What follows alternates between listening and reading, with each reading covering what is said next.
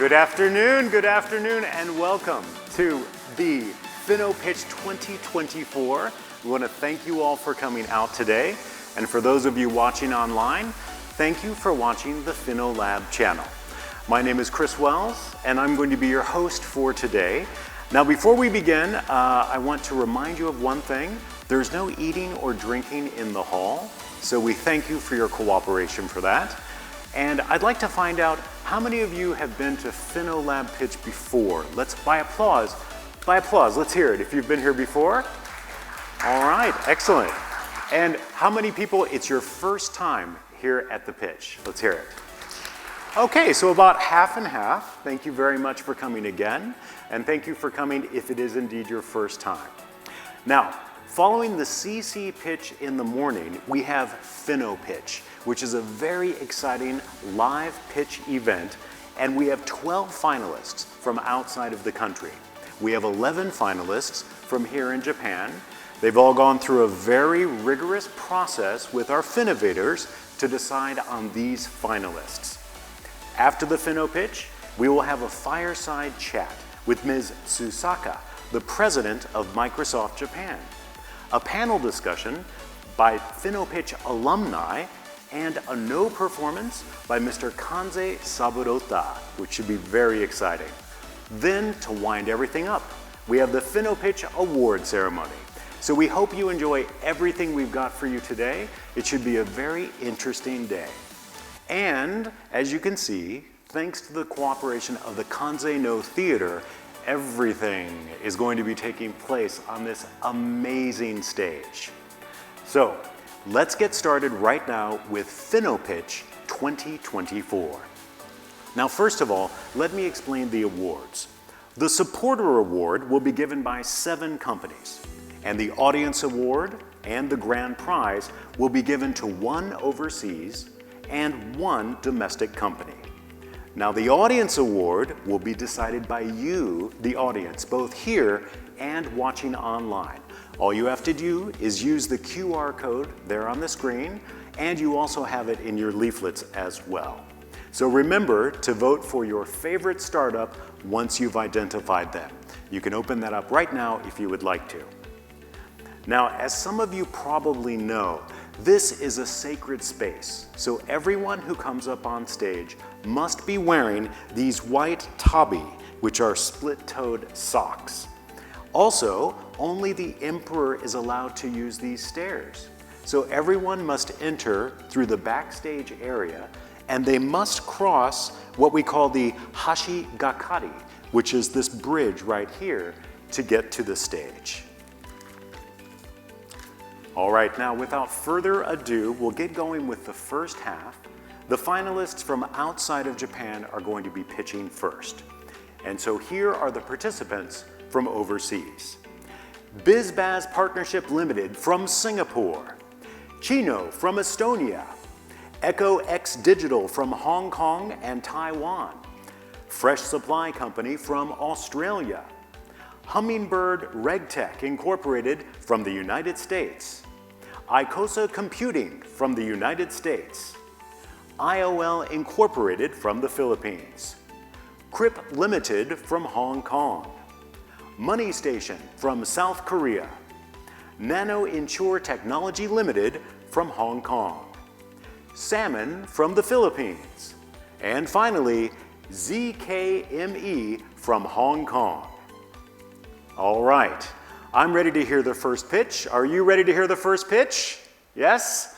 Okay, let's begin with our first presenter, Mr. Vincent Choi, co-founder and Chief Business Development Officer of Bizbaz Partnership Limited from Singapore. Please come to the stage.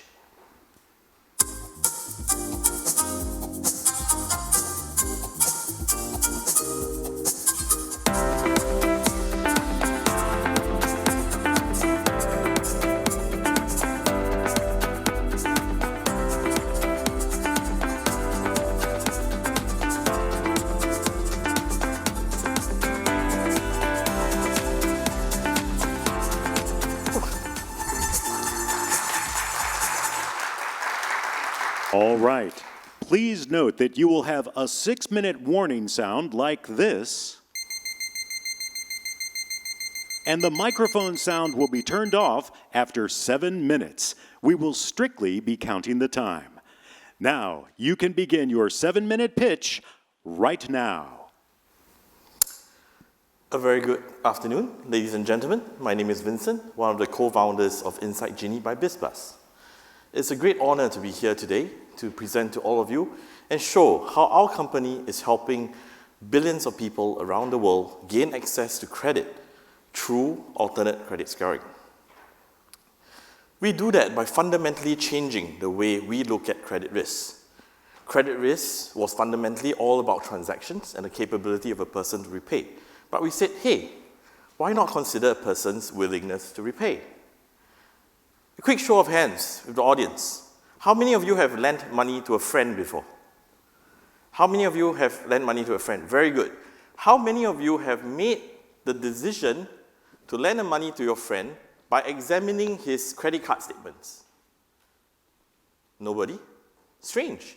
That's how banks do it.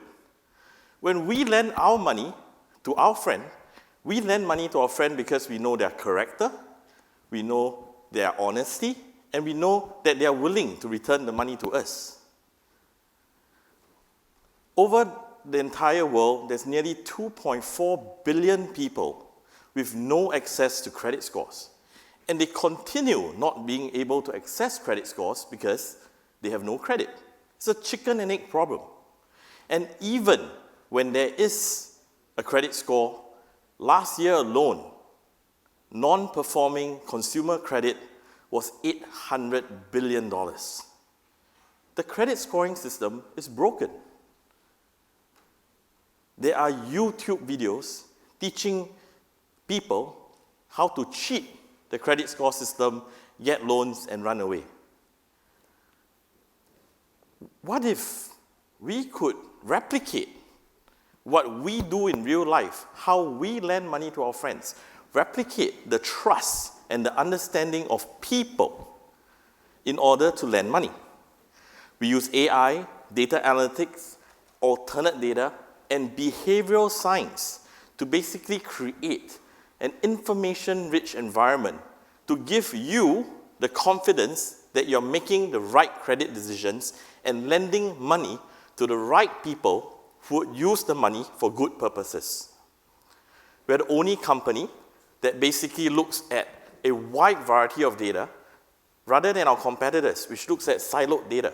Because a wide variety of data actually tells a whole picture of a person. Imagine this. Sorry, sir, can I get your name? Anybody? Can I have your name, please, sir? Masa. Imagine if two Mr. Masas walk into your bank. Both of them want to take a loan. Both of Mr. Masas have both earn $5,000 a month, have 3 credit cards and a mortgage that they pay relatively on time. Now, both Mr. Masas would have a credit score of 750 with the current credit scoring system. However, with InsightGenie, with our technology, we can tell you a lot more about Masa. Masa 1, for example, is a very hardworking guy, right? He's always on LinkedIn, always on self-improvement websites. He's emotionally stable, he's mentally stable, and best of all, on social media, a lot of people like him. Masa 2, conversely, could be married but always on Tinder, have 5 to 6 girlfriends, and worst of all, on social media, there's 100 people shouting, please return me my money. Now, both these Masas have the same credit score, 750. Who will you lend money to? This is an example of how our digital footprint analysis would look like. All we need is a person's email address and phone number. Basically, that will give you access to his digital footprint, where we connect it all to social media behavior. So this detects scammers, right? If you have activities online, if you have a lot of activities online for many years, we give you a simple zkKYC solution where you can tell that this person is a real life person.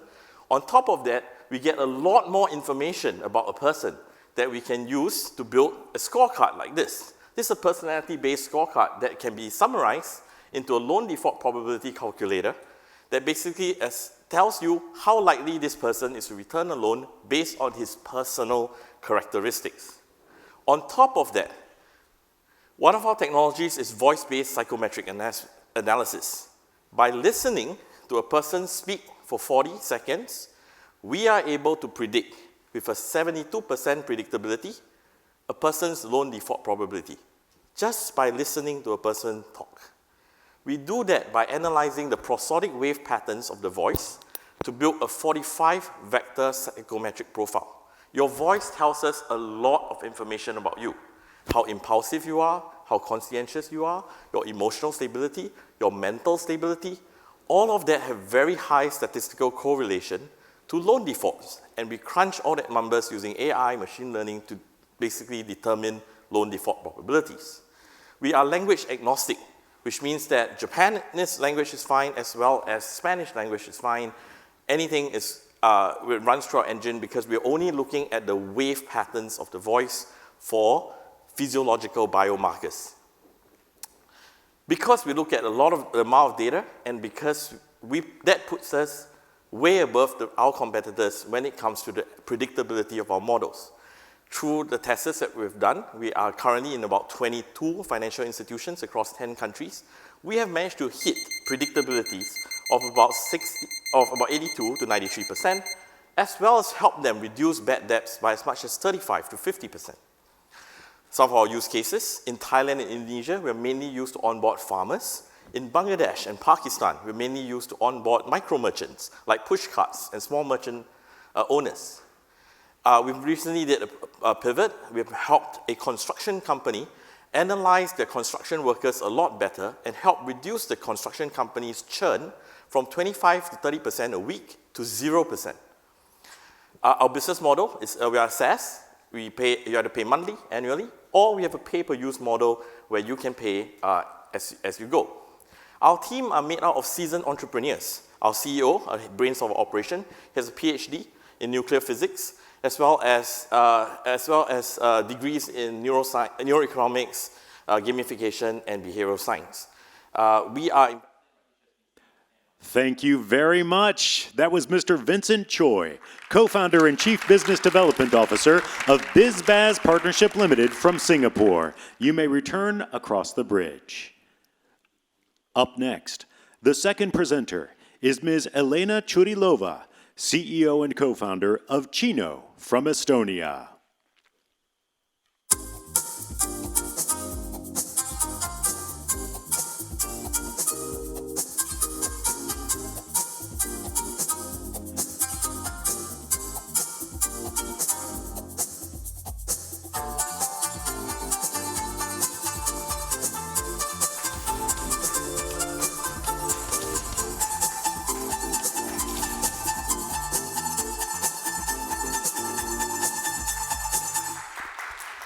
All right, now we will begin your 7-minute pitch right now. Hi everyone, my name is Elena and I'm the co-founder and CEO of Cino. Previously, I was a product lead at companies like Booking.com and Bumble, where I was leading consumer and fintech products. And today I'll talk to you about Cino, where we're building in social payments.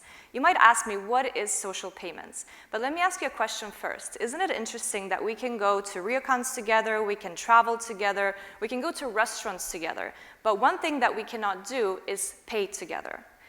And we're stuck in this outdated process where someone has to pay for the entire group, then we have to calculate our share, and then request the money back. But in reality, for Gen Z, which is the young generation, this is what it actually looks like. Remembering old debts, trying to remember if you paid the previous debt, discuss certain times like, I didn't have alcohol, should I really split it this way? It's much more complicated, especially because it's very, very frequent for them. And if you look at the history of fintech, there hasn't been much progress in the realm of social payments. What has happened is that we've done a lot of innovation between bank accounts and their customers, businesses and their customers, businesses to businesses, but no one has really solved for social payments. The first attempt was in 2009 when 2 apps came to the market. The first one was an app called Splitwise, which is a calculator app. You basically tell Splitwise, I paid $20 for lunch, he paid $20 for dinner, and someone else paid $70 for some tickets. Can we calculate who owes who how much? And then the second app that came to the market is once you actually know how much someone owes you, you send a payment request link to try to get the money back. However, since 2009, there was no progress or no one has rethought this experience for the consumer. until we came into the market in 2022 when we said that we can and we want to introduce paying together. So let me show you what I mean by paying together.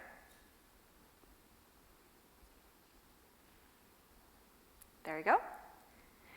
So in this video, you're seeing how our customer has tapped their phone and actually paid together with their friends. In one tap, they made the payments. And yes, you might say, Elena, this looks exactly the same as when I just pay for myself. And that is indeed true. What we've asked ourselves when we started building Cino is, why has one card been always connected to only one bank account?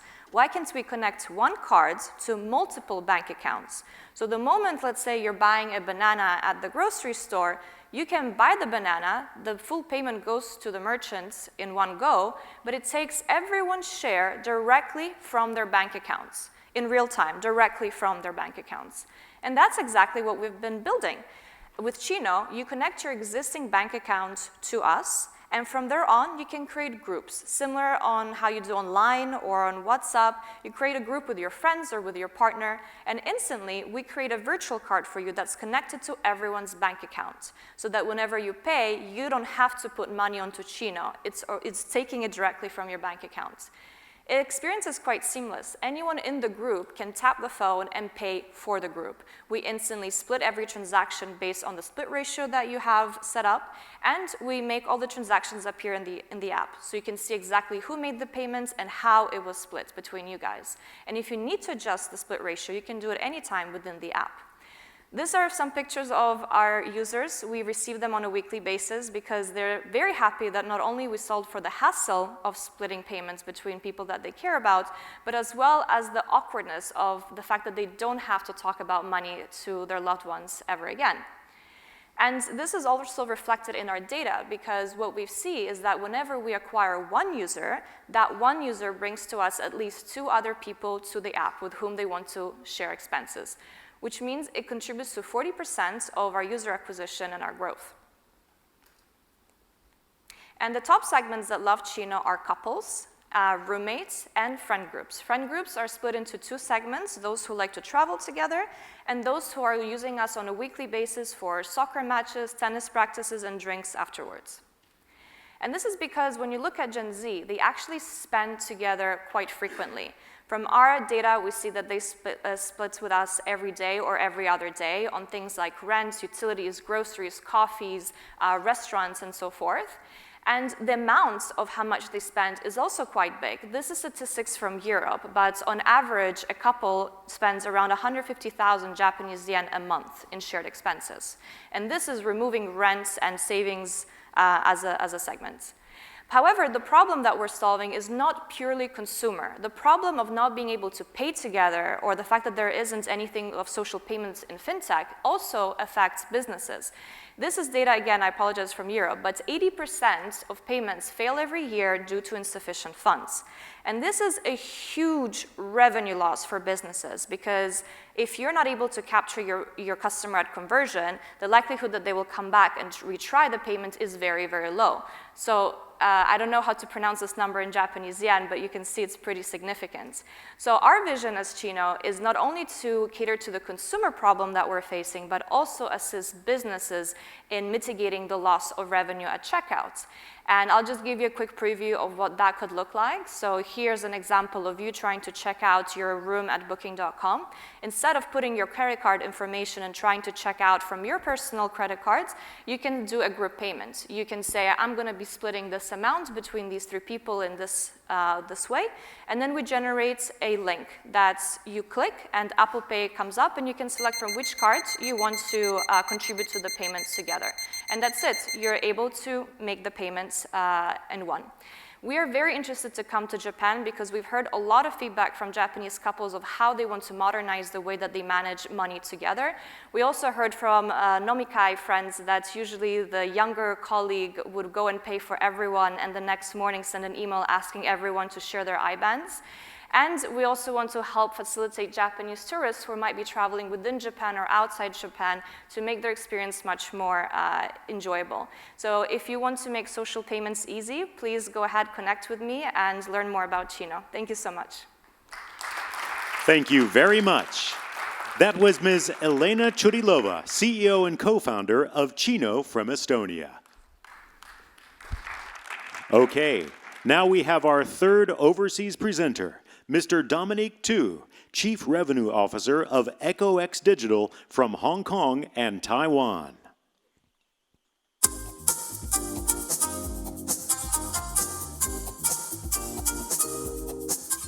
Ever pondered the leap from Web 2.0 to Web 3.0 and what it could mean for your enterprise? We are EchoX, an enterprise blockchain platform that's revolutionizing the digital landscape, where digital assets seamlessly integrate into enterprise applications, pushing the boundaries of what's possible.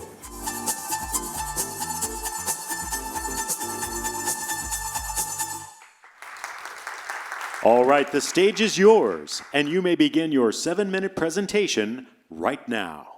Konnichiwa. I'm Dominic, the co-founder of EchoX. We are very focused, empower enterprise get into Web3. We all know Web3 is huge. I think this is a graph many people saw before from Boston Consultant. This is in 2030, it will be a 16 trillion business. But this is highly underestimated because they're not counting data. Value data with ownership, digital asset, are the core of the future. Not only data, but what about AI? You need data, valuable data with ownership to provide the data for enterprise. How about entertainment? So all these are linked with data. So this is what we are focusing. But Japan, Singapore, Thailand, Hong Kong, all these governments in Asia said Web3 is important. But why? Enterprises not really offering applications to general publics. There are few main reasons. For public users, general users, they don't see the importance of Web3. It's not related to their daily lives. They are not investing in crypto, so it's not linked. And also, most of the experts in the industry for blockchain and crypto, they are either in DeFi or in crypto business. Very difficult for enterprise to find experienced people leading their Web3 strategy. And without good knowledge, experienced people, how they can find a new business model before they invest multi-billion dollars. We EchoX bridge it. First of all, our user interface, which we're going to show it in a minute, we actually let people use crypto, use blockchain daily without knowing it. And also, our modular approach help enterprise easily deploy in a very fast format to deploy their Web3 application, test the market, try it, and make judgment. Also, our continuous success in Japan, in Taiwan, and in Hong Kong, proven that we are a dedicated team and we are experienced to work together with enterprise. This is our standard blocks. We connect the data of the enterprise. We build industrial solution. You see there are actually a lot of common blocks in the automobile solution or the exhibition solution. And then we have our Web3 engine, usually we use NFT as a membership. And then we have like data engines, mining engine. We work together with leading companies in the market.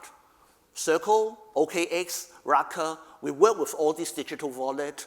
We work with payment companies, provide fiat and crypto payment, so enterprise can use us, EchoX, as their one-stop solution for their Web3 business.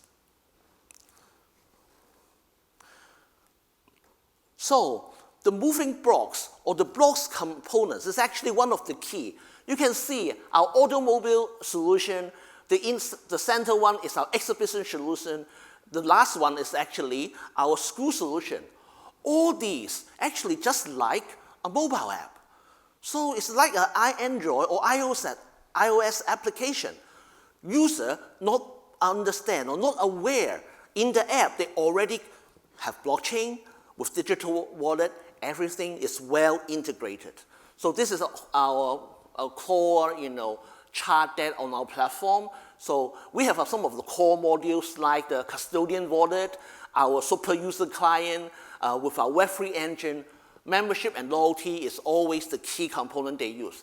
By building at this, then we have different deployments on various industrial solutions. This is a very typical slide, can explain it to you. In the left-hand side, those are the digital wallet. If you are involved, in the crypto, you can see your BTC, your ETH, but general users are not looking for that. They're looking for application. You can see our interface for school, web campus. The middle one is actually in the car industry, a car company, manufacturing company in Taiwan. And the last one is actually a prototype that we're going to launch next 2 weeks later on in Japan. So I just have a quick shot, right? When we're working in the Taiwan company, basically, we have the car, have their own NFT to store the data. In the person, driver store their own data. And then with all these data integrate, and then the most critical thing, connected to the ecosystem. One to many, 1 to 100, 2,000. So this is the core that what we are driving together with industrial leaders around the world. We are a 2-year company. We are very lucky that customer endorse our solution, work together with us. In Taiwan, we will work with Yulong. In Japan, we are now working with Mitsubishi Motor. We actually have an education project running in Hong Kong. We are now discussing in Singapore and Thailand. Entertainment business is big. It's working with us closely. I'm going to tell you some of the great news, and also exhibition and conference. I am so happy that Japan company enterprise endorse us. Team C Web3 AI Summit will use our solution. WebX with CoinPost August will use our solution to manage their event and membership. There will be another event in April and May, but I cannot just announce it right now. Waterbomb in August. 4 cities in Japan will also use our solution. So I think what we learn is by working with industrial players, we learn more on the enterprise. We put it in our infrastructure, put it as a model for easy deployments. We are an Asia companies. We spread around in Taiwan, Hong Kong, in Singapore. In Singapore, we have our chief security, which is our ex-chief of Amazon and Microsoft. I just ended up with this statement 2 days ago. Data is the core of fintech, the foundation of AI. Not only data from enterprise, but also SME and individuals. Thank you. Thank you very much. That was Mr. Dominique Tu, Chief Revenue Officer of EchoX Digital from Hong Kong. Up next, our fourth presenter is Mr. David Indirius, CEO and co-founder of Fresh Supply Company from Australia.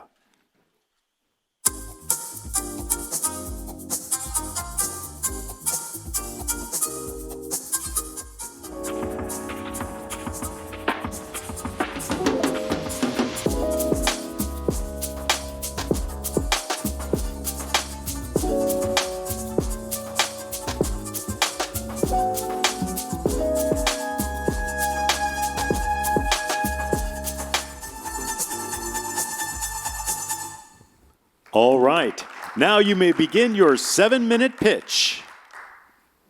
Good afternoon. I'm here to talk to you about the future of generative AI-powered work. We're all familiar with the effort, frustration that goes into managing documents, especially because Japan is document heavy. Managing documents, identifying information, identifying key values, being able to use that and apply those against business processes. What if there was a way to actually increase productivity while driving down the cost? Well, that's the power of generative AI. Our solution is Hero, so meet Hero. It is an AI agent focused on human tasks for back and middle office workflows. The sectors that it's optimized for are trade, credit, ESG, and regulatory applications, live right now. This is different from general purpose GPTs and other AIs.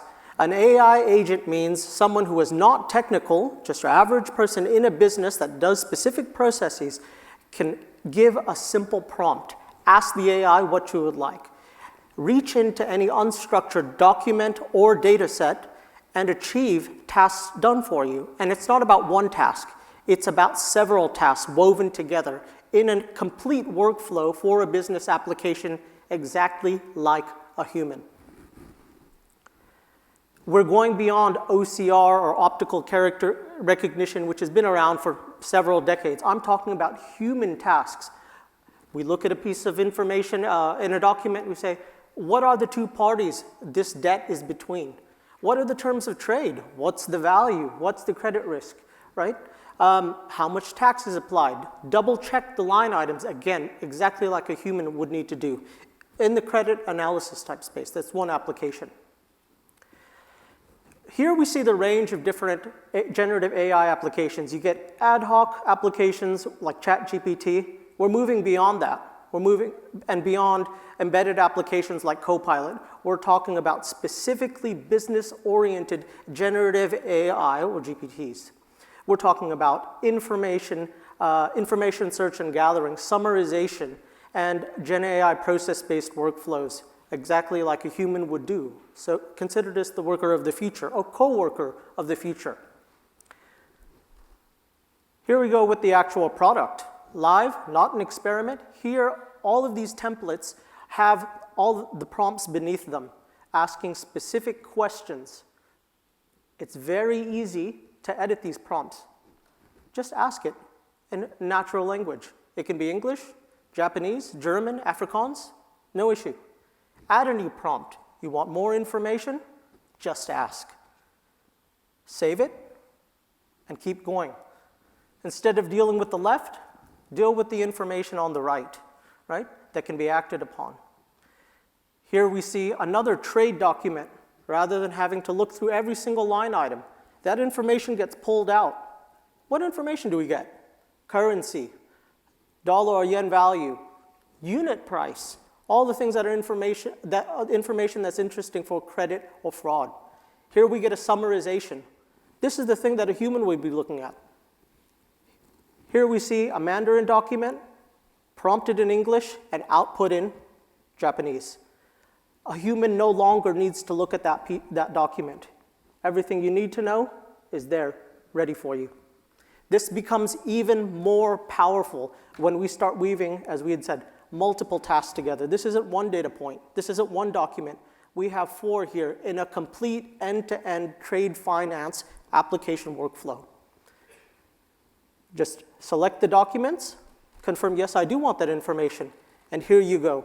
We actually see the documents, every single one of them, present, live, successfully uploaded, and the most important information that's required is just presented for you. So all of that time that would have been spent by a human having to do this, it's done for you, right? Again, a summarization of what is the credit risk, what is the trade, what is happening here. And it's not about one, it is about the whole business process application. This is actually a real purchase order finance deployment. This is real. Again, a description of the packing list. So just make sure this. Okay, what are the benefits? Up to 10 times faster than a human being can do this. If the prompt is a good prompt, you will have more accuracy than a human. You'll retain data, and whether the team is split between Sao Paulo, Sydney, Tokyo, or San Diego, you can have the same exact AI doing a consistent job in extracting that information. And you can use the AI, this is what we're urging, to take over low-value repetitive tasks that a human would normally have to do, or assist in complex, high-value tasks. Give your team superpowers. So you imagine one person with 5 different important documents, in 5 different sessions. That's 25 times the potential productivity that one person is able to do. So we're talking about significant gains, processed at the click of a button. And this is why this is important and matters. This case study is just from last month. Klarna, the buy now, pay later,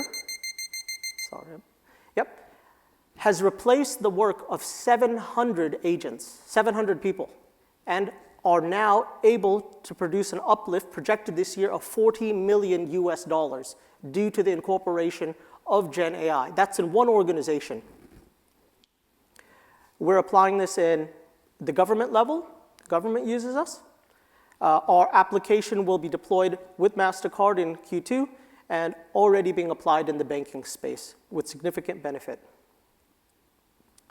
Now, when we think about the importance of trade and the amount of human resources and the amount of paper that's utilized in Japan, we see that there can be a clear benefit. So if you're interested in maintaining or increasing productivity while dropping and managing costs, please come and speak with us.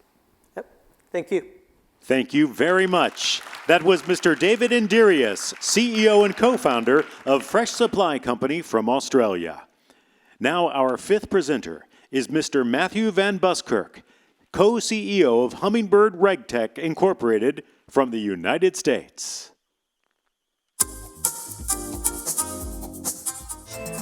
Introducing Hummingbird Apps, a new way to think about your tech stack.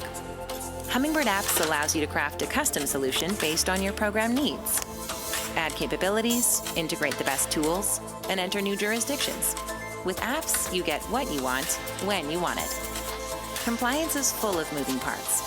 Hummingbird Apps puts them all in perfect combination. All right, you may begin your 7-minute pitch right now. はじめまして、私たちは Hummingbird です。We build superpowers for financial crime fighters for some of the largest financial institutions in the world. We're a platform for organizing and completing sort of the very complex tasks that compliance teams have to handle, regardless of what jurisdiction that they're in. Our team is comprised of former very senior regulators, global heads of compliance from companies like American Express and Citibank, and very early product people from companies like Square and Apple, so trying to bridge the gap. We think we're probably the only compliance software company in the world that has a design team from Apple, so we'd like to really focus on having good quality experience within the platform. So we exist to basically take data from many different sources that compliance analysts have to deal with and roll it all up into a single environment, layer on automations and other features to make their jobs more seamless and smooth. We cut across basically all practice areas of risk disciplines. We started in the anti-money laundering space, but we can be applied across enhanced due diligence, customer risk monitoring, consumer complaints, disputes, you name it, we can basically build it and support a workflow for it. Compliance teams face challenges. Fragmented data, they have to deal with multi-jurisdictional teams, multidisciplinary teams. It's very difficult to coordinate all of that work. If they get it wrong, it can lead to substantial regulatory penalties, especially in some countries like my home country in the United States, where they tend to charge a lot of money in penalties. We've been adopted by some of the largest financial institutions in the world, 5 of the largest fintechs globally, and one of the largest financial institutions by assets in Fannie Mae. We can be applied across almost every type of financial institution that has a regulatory risk obligation. Basically how the platform works, Hummingbird does everything you see in the circle here. We're a modular case management platform that can ingest data, streamline it, overlay workflows, and we have a variety of connectors that come in and go out to initiate actions within our customers' systems. The result is a dramatic increase in the efficiency of this work. We typically see a 50 to 70% time reduction to complete compliance-related tasks. In the case of suspicious activity reporting, it often saves up to from 2 to 4 hours of the filing work. We do this by enabling structured data ingestions. Basically, we'll bring information from a variety of different sources and standardize into a uniform data schema. And then we layer automation and robotic process automation on top of that to let various repetitive tasks be completed much more quickly and efficiently. And I think most importantly for the long run, the data sciences piece, we become the human feedback loop where all of that data is labeled by the human investigators doing the work in our platform. And then that data is fed back to our partners or the data sciences teams at our customers to help them train and target their models more accurately. We exist in a build and buy ecosystem. Historically, large financial institutions have been faced with a build versus buy decision where they either have to take exactly what vendor they provide off the shelf, or they have to figure out how to build it in-house. Growing up in the large international fintech space, none of those companies are purely buying. They all have a high tendency to want to build their own technology. So we build to complement that type of model, where you can pick and choose the best components from the vendor ecosystem out there and complement them with your own tools that you build yourself. So going quickly through some platform features. We are building a regulatory app store, which is both our own home-developed apps as well as an ever-growing partner ecosystem. Companies like Quantexa, Featurespace, LexisNexis, Thomson Reuters. All of these data sources can be directly embedded within Hummingbird platforms so our customers can pick and choose what they want. Layer on top of that, we have a Zapier-style automations platform that lets you build customized recipes where actions are initiated based off of configurable triggers, then executed by the platform and presented to the investigator in the output, all generating a complete audit trail. This lets us do a variety of things in terms of connecting into the financial institution system. So obviously, if you have API access to your data, we can work with APIs and webhooks to push and pull data and initiate system actions. If you have systems that are older and don't enable API connectivity, we can do bulk import. We have our own AI-based data interpreter where you can basically send us structured data files or CSV files. We can build an interpreter and then extract that data out in a batch process or even drag and drop if an investigator needs to do that way. The inputs are incredibly flexible. I've seen one of the oldest financial institutions we work with, it literally is dealing with a database that they built 30 years ago. And they built a 24-hour batch process, basically, that just pushes a whole bunch of data to us. We can rip it out and put it into a more modern data structure. All that information is extracted into a CRM-style database, so the investigators can get an ever-growing profile of knowledge based off of all your customers, devices, financial accounts, IP addresses, whatever it would be. If it showed up in an investigation, we'll create a profile for it, and then that information is available as context to your future investigators. And this all feeds into case management, which is where the investigators are actually doing their day jobs. It's the core of what we do, easily configurable workflows, very configurable access rights and permissions. And then underneath all of that, alert intelligence lets us aggregate alerts across multiple different sources into a single platform and streamline the work. So instead of doing maybe 5 different alerts being worked by 5 different teams, they all can be done by a single group with relevant context. And obviously, this leads to some of the best investigations tools in the world. And we have the ability to send and receive information requests from any external party. It could be business relationship managers, law enforcement agencies, you name it, we can support it. And this feeds into me being an ex-regulator. This produces a much easier and streamlined regulatory exam process. So the core of what we built at the start was automated suspicious activity reporting. It's a product we're bringing to Japan here. SARs are very complex and difficult to work with. We can support filing across over 60 countries now.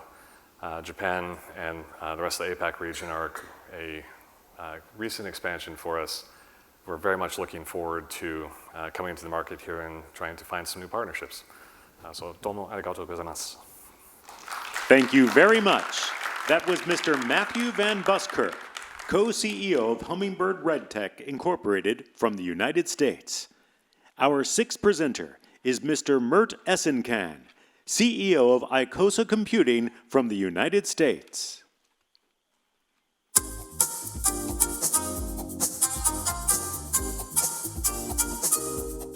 Hi everyone, I'm Mert Essenkan, founder of Icosa Computing. We're a startup out of New York City, and we use quantum physics to expand the optimization pipelines of systems in finance and AI.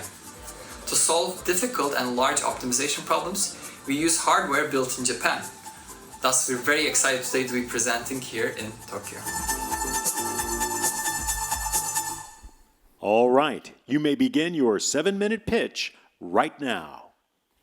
Hello everyone, I'm Mert from Icosa Computing. We're a startup out of the United States, and we build discrete optimization software with quantum physics. All right, discrete optimization is very difficult computationally. But what is discrete optimization in the first place? It's just choosing things. Imagine you have hundreds or thousands of stocks or assets to choose from to create the optimal portfolio. That is discrete optimization. Or you want to do currency arbitrage, and you're trying to find the optimal paths or cycles. That is discrete optimization. More recently, we created a Gen AI reasoning engine and choosing reasons. Let's say you're trying to make a financial decision like an investment, and you're trying to get the best reasons to make that decision. There's also discrete optimization. And quantum physics-based methods, such as quantum computing, is very useful for doing discrete optimization. But there is no product out there that effectively achieves this in the financial markets. So there's a gap. And why is that? So quantum computers themselves are still in the future. They are building in the lab, but they're not applicable today to the real-world problems.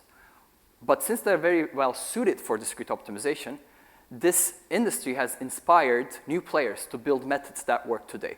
And most of those players are, in fact, in Japan. So we've been working with companies such as Fujitsu, Toshiba, and NEC, and we're using their quantum-inspired methods. These are algorithms or chips that we employ, and we built a top-level software. More importantly, we also built tuning that tunes the models, tunes the hyperparameters to achieve practicality. So long story short, we built a software toolkit that achieves two things. One, large-scale problems. So conventionally, you can do maybe 3,000 variable problems. With us, you can do 100,000 variable problems. And these are fully connected graphs. We built a hyperfine tuner. So we tuned the hyperparameters to achieve practicality. So this is not just research. This is applied every day in the market. So let me walk you through a day of trading. We get financial data in real time. We feed it through our software that goes through a quantum-inspired hardware or algorithm and reaches an optimal solution. Here's a long portfolio in 2 to 3 minutes. Again, we do tuning. So the tuning takes 24/7 according to market conditions. And one example parameter we tune is ratio of risk to returns. So our freemium model is an API that you can employ. This runs on your laptop and as a maximum of 1,000 variables because it doesn't require any additional compute power. And it has analytics as well. The cloud product allows you to use our machine learning hyperparameter optimization tool and has parallelization so you can run on multiple CPUs and GPUs. We also partner again with the Japanese companies to boost this up to 100,000 variables. And if you are a company that have a custom problem in this discrete variable space, please reach out to us and we can build custom solutions to you. So there is enterprise software that's scalable in the continuous space. So continuous problems are different than discrete. Continuous means you can allocate continuous amounts, whereas discrete is just yes or no decisions. And this discrete is very hard. There are startups that tackle this problem in the quantum space, but they do consulting. They educate the workforce. We're the only ones that are building a scalable product that is native to discrete optimization. So some traction, we achieved 3x returns with a customer's benchmark, a $2 billion hedge fund. But this is just trading. So to explain that, we published a white paper with NEC Corporation. And in fact, all of our customers invested in our company for equity. Our next step is to release our Gen AI reasoner. And we're partnering with another Japanese entity to release this. These are our live trade results. The orange is the hedge fund that we work with. That was their internal trading. And the blue is us, where we achieved over 30% returns. More importantly, we optimized 25,000 stocks at once for this white paper with NEC. That's more stocks than available in one country. So we use Japanese, United States, Spanish, many European stocks to create this portfolio. And you can see that the scaling increases as you increase problem size in the x-axis. We're physicists and computer scientists. I did my undergrad and master's at Stanford, focusing on computer science, physics, and financial engineering. I worked at Fidelity Investments FCAT in New York, and then to Oxford to get a PhD in quantum computing. Dave was leading the JP Morgan quantitative research team for 10 years. John and Tarun are our engineers, and Alan used to lead the product at Google Quantum AI and leads product for us now. We were in Japan before. I was presenting at Q2B this summer, Quantum to Business Conference in Tokyo. And Japan is leading the quantum-inspired discrete optimization space. That's obvious. So we hope to bring US opportunities in the financial domain to Japan. We also want to conduct a mutual customer discovery. We want to do research contracts with universities here. And we want to expand our engagement here. We're becoming a member of FinoLab. More importantly, we're opening up a legal entity here in Japan. And we're looking for strategic investment to achieve this as well. We have many great investors, founder of Fancy, one of the largest applications in the customer space, again from New York. Morgan Stanley's head of quantitative trading team invested in us. Mutual and hedge funds we work with invested in us. ScaleX Ventures, a great VC, is one of our earliest supporters. We were supported by University of Chicago and University of Toronto. We did 2 incubator programs there in the United States. And our next round is scheduled for this year. Again, we're looking for strategic partners, either in the finance space, either in this quantum-inspired space, or the AI space. And these are our partners, and we're very grateful for this organization today. We thank you for hosting us. Thank you very much. That was Mr. Mert Esenkan, CEO of Icosa Computing from the United States. So far, half of the finalists from overseas have made presentations. Please remember your favorite startups and their services to vote for the Audience Award. Our 7th presenter is Mr. Kevin Philip Gayao, CEO of IOL Inc. from the Philippines.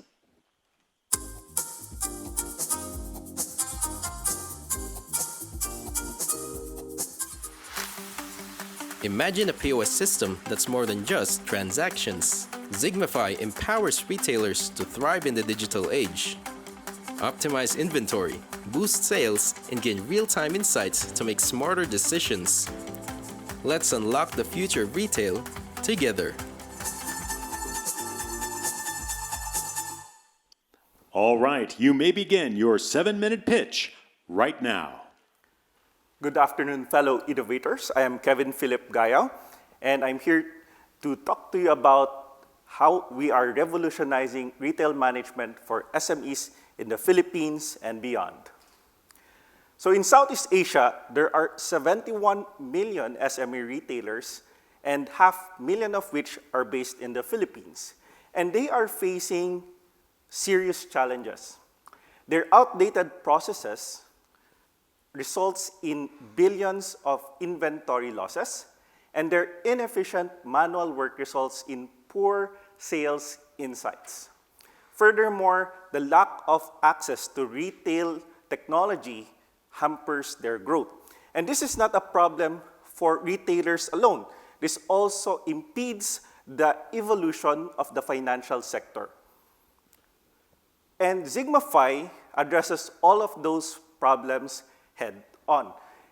Our all-in-one retail management platform integrates inventory, sales, and promotions in just one place. And it's powered by our AI assistant called Zig. So this does not only streamlines operation, but it also provides meaningful, actionable insights, which is a game setter for the retail industry. So Zigmafy has several key features from sales and revenue analytics, inventory management, store operations, AI-powered insights, and enhanced customer engagement. Each of those features aims to optimize efficiency and drive growth. So here we're seeing the dashboard of Zigmafy, and we see at-a-glance analytics on sales, inventory, and the transactions. Now we enter the Zig AI platform, wherein we're currently asking it to analyze the user's 3-month sales. And Zig processes the data from Zigmafy and provides actionable insights to the user, as you can see here.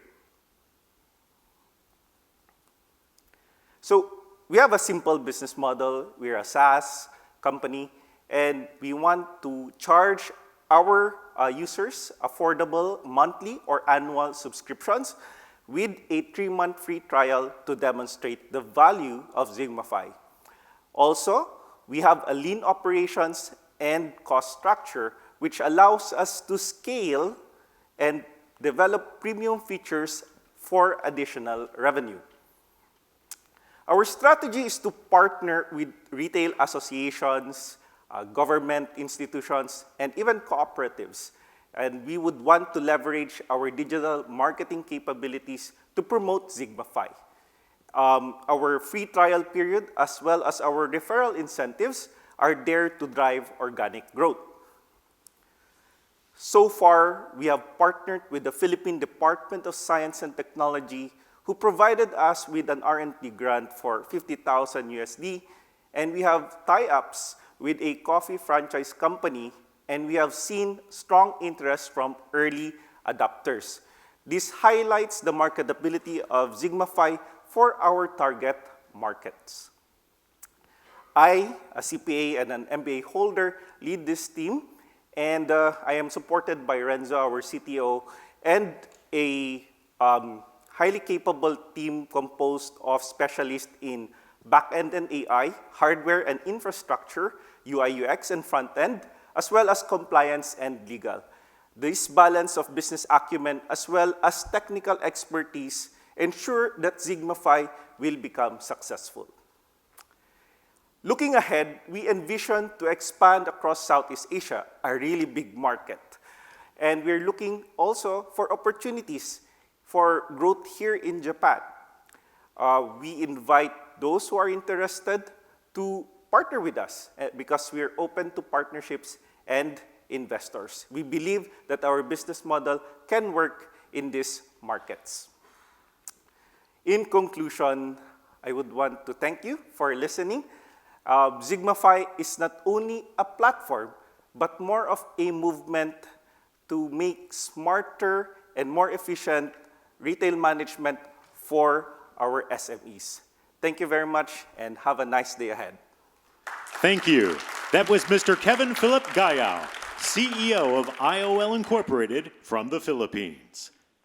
Our 8th presenter is Mr. David B. Wang, founder and director of KRIP Limited from Hong Kong.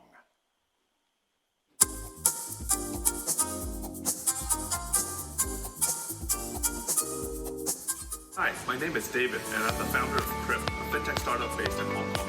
KRIP is Asia's most comprehensive payment deals platform that revolutionizes deals marketing by providing a single API to access all the deals provided by payment solutions. Thank you to FINOPITCH for selecting us as a finalist. We're very honored by this opportunity to introduce KRIP to Japan.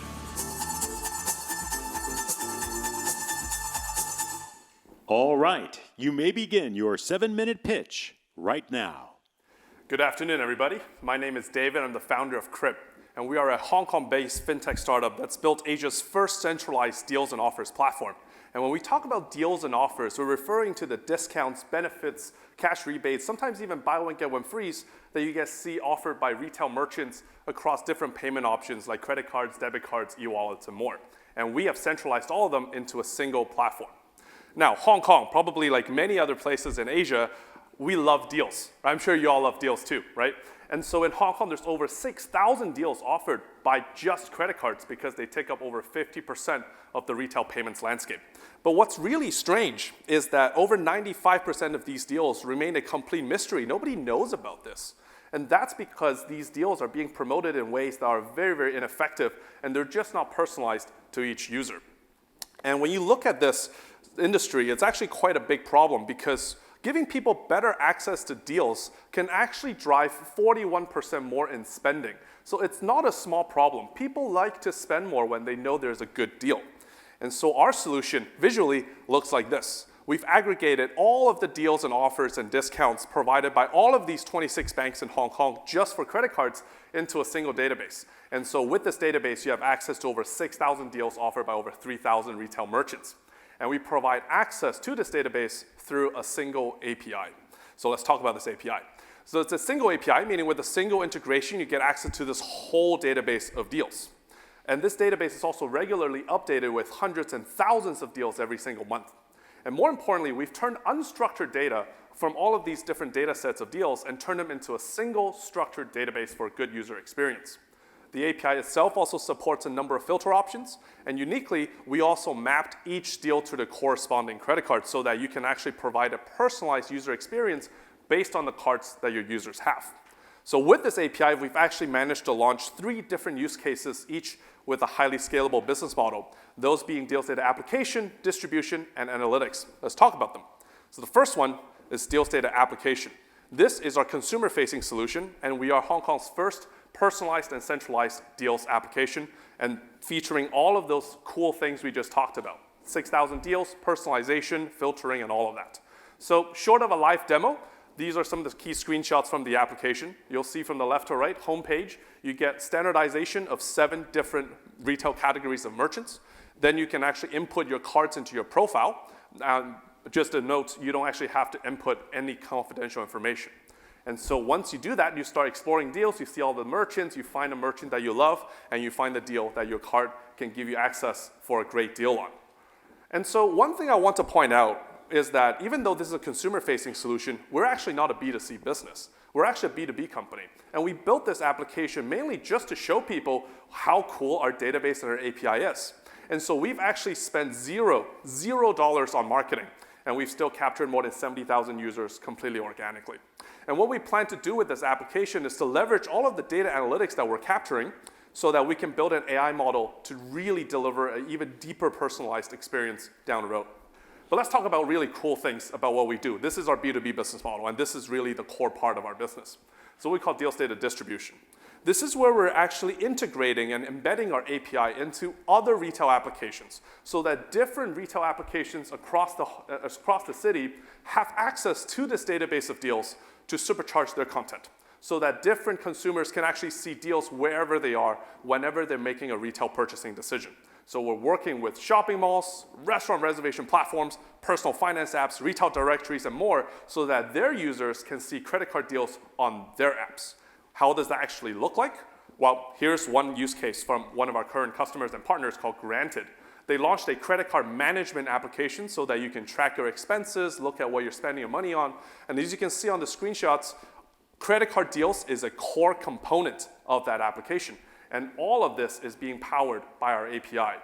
As you can see, completely white labeled, it's tailored to their user experience. And so Granted's 100,000 plus users can access credit card deals without having to come on our app. They can do it directly on Granted's app because we're embedding our API into that application. And so this is our core business model. We're trying to maximize the visibility and touch points of credit card deals. And the third use case is what we call deals data analytics. This is where we're actually providing API access to banks so that they can better optimize their deals offering for their cardholders and effectively treat this as a market intelligence tool for their market analysis. So on the competitive landscape, we're really the only platform in Asia to create such a comprehensive deals database with API access. Now, many platforms focus on card acquisition, so customer acquisition, new customers, but they don't really focus on delivering long-term value for their users. And that's where we come in. We're very focused on the usage piece. And this is important because we think we actually are able to deliver a very powerful ecosystem where everybody benefits. Consumers get access to better deals, card issuers and merchants benefit from increased transactions, and therefore more money. And starting this year, we're really looking to bring our platform out to the greater Asian region. We are starting with Singapore. I was just there a couple weeks ago. We're seeing strong demand there. And one thing to note is that once we start scaling out to these other markets, we are not just going to do credit cards. We're starting with credit cards in Hong Kong, but we are able to facilitate e-payments, virtual payments, all kinds of other payment options and the offers that they bring on to their customers. So we're starting our expansion this year. And of course, Japan is a very key market to that. We see a greater adoption of e-wallets, digital payments. And so there's a lot of different payment options for the Japanese consumer. And of course, there's a lot of retail competition density in key cities across the country. And so we're looking forward to bringing KRIP to Japan and hopefully giving people better access to even more deals. Excited? So, quick background to the team. So my background is in finance. I started my career with Credit Suisse, covering banks across Asia and the Middle East, and then joined Blue Pool Capital, which is the family office of Alibaba chairman Joe Tsai. We're also joined by our chairman, Benjamin Quinlan, who's the former chairman of the Hong Kong FinTech Association.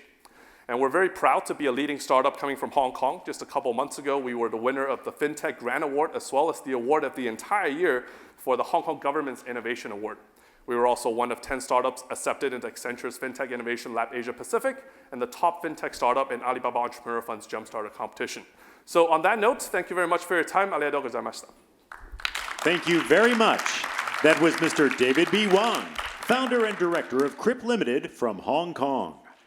Okay, now we have our 9th presenter, Mr. James Lee, R&D CEO of MoneyStation from South Korea.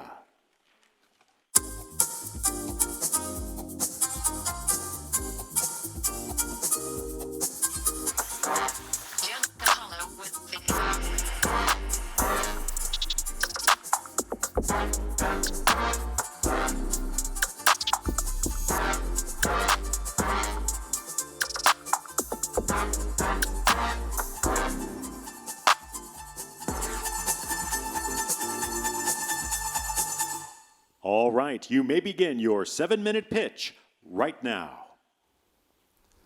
Thank you for your time. My name is James, founder of MoneyStation. We are an invest-tech company transforming the way of global investment through our content and big data. And before investing, most people go through very tough and time-consuming steps on even all different services. So to reduce huge research costs, we created MoneyStation. MoneyStation is a social investing platform supporting all processes of global investments, such as communication, data analysis, and real asset trading. And one of the remarkable features of our service is that we already have more than 90,000 feeds talking about global economics, global stocks, crypto, and ETF and fund that investors can directly enjoy anytime. And these all contents are created by individual users, not by our company. And this collective intelligence has become our growth engine because this is continuously improving and enhancing our service engagement continuously. So now we are planning to add reward function for good post and making good marketplace for better monetization so that good financial influencers bring their followers to our platform. And our profit models are two and very simple. The first one is the fee of content subscription between providers and subscribers. And the second one will be the fee of asset brokerage on real asset trading on MoneyStation. And next, we also offer very powerful financial data analysis tool, Signal Engine, actually our cash cow. This engine is used for asset screening and asset management for both individual and institutional investors, hedge fund and pension fund. And they are already generating roughly $100 million trading volume using our product. So I'd like to emphasize that we are also very good at content analysis as well as content-based platform. And the major difference compared to the other robo-advisor is that we provide hedging against market trend or market volatilities in asset management. So investors can choose very well predefined and explainable profit and loss structures in their portfolio. So we can acquire new users with very low cost because we provide our tools and contents to external financial big firms such as banks and security firms and insurance. So in the format of web or API, this is our secret and repeatable go-to-market strategy so far. You can see new users are coming from other platforms. And this year already more than 5 customers already confirmed our services to be built in their application. So I think we strongly expect that this uptrend will continue more than 1 year. And the other KPI, the number of contents accumulation or the number of contents providers have grown stably. And now the monthly post accumulation is more than 40,000. And I'd like to say that this consistent growth is completely organic. We have never done any paid marketing so far. And we are also expanding our business categories from domestic to global, and we are on POC with some global hedge fund in Singapore and some Korean big pension fund. This result shows that I think our businesses are very friendly and collaborative in global finance sector, not considered to be a competitor. The objective of MoneyStation is to become first the biggest investing platform in South Korea, which has more than 5 million downloads. And at this stage, the total estimation of our annual recurring return will be $100 million. And then we're going to start the brokerage business to scale up and to maximize our profit. So our final business goal is to maintain OP margin 20% and $500,000 per employee revenue. You know, the global financial capital market is one of the huge and very fast-growing industries, showing approximately 9% increase every year. So we are now especially focusing on the Singapore and Japan because each country is one of the huge. They are one of the largest asset management market, and even their hedge fund sizes are about 3 and 10 times bigger than South Korea. And our product is very specialized for hedging, I told you before, which is their main investing strategy. So first, we are very working hard and trying to go to market. I'm James Lee, CEO at MoneyStation. I worked for a quant fund manager before and experienced more than $1 billion asset size. And our teams are all practitioners from finance and data science and IT and fintech. And we are all endeavoring to lower research costs for investors with very multidisciplinary team approach method for more than 5 years. I think I'm lucky because nobody has escaped from our company yet. And actually, last year, we touched break-even point by ourselves. And we are going to touch also $1 and $10 and $100 million revenue step by step. And I think we can make it realized because we have very well-organized and consecutive profit models. For example, content and data analysis, and brokerage and global market.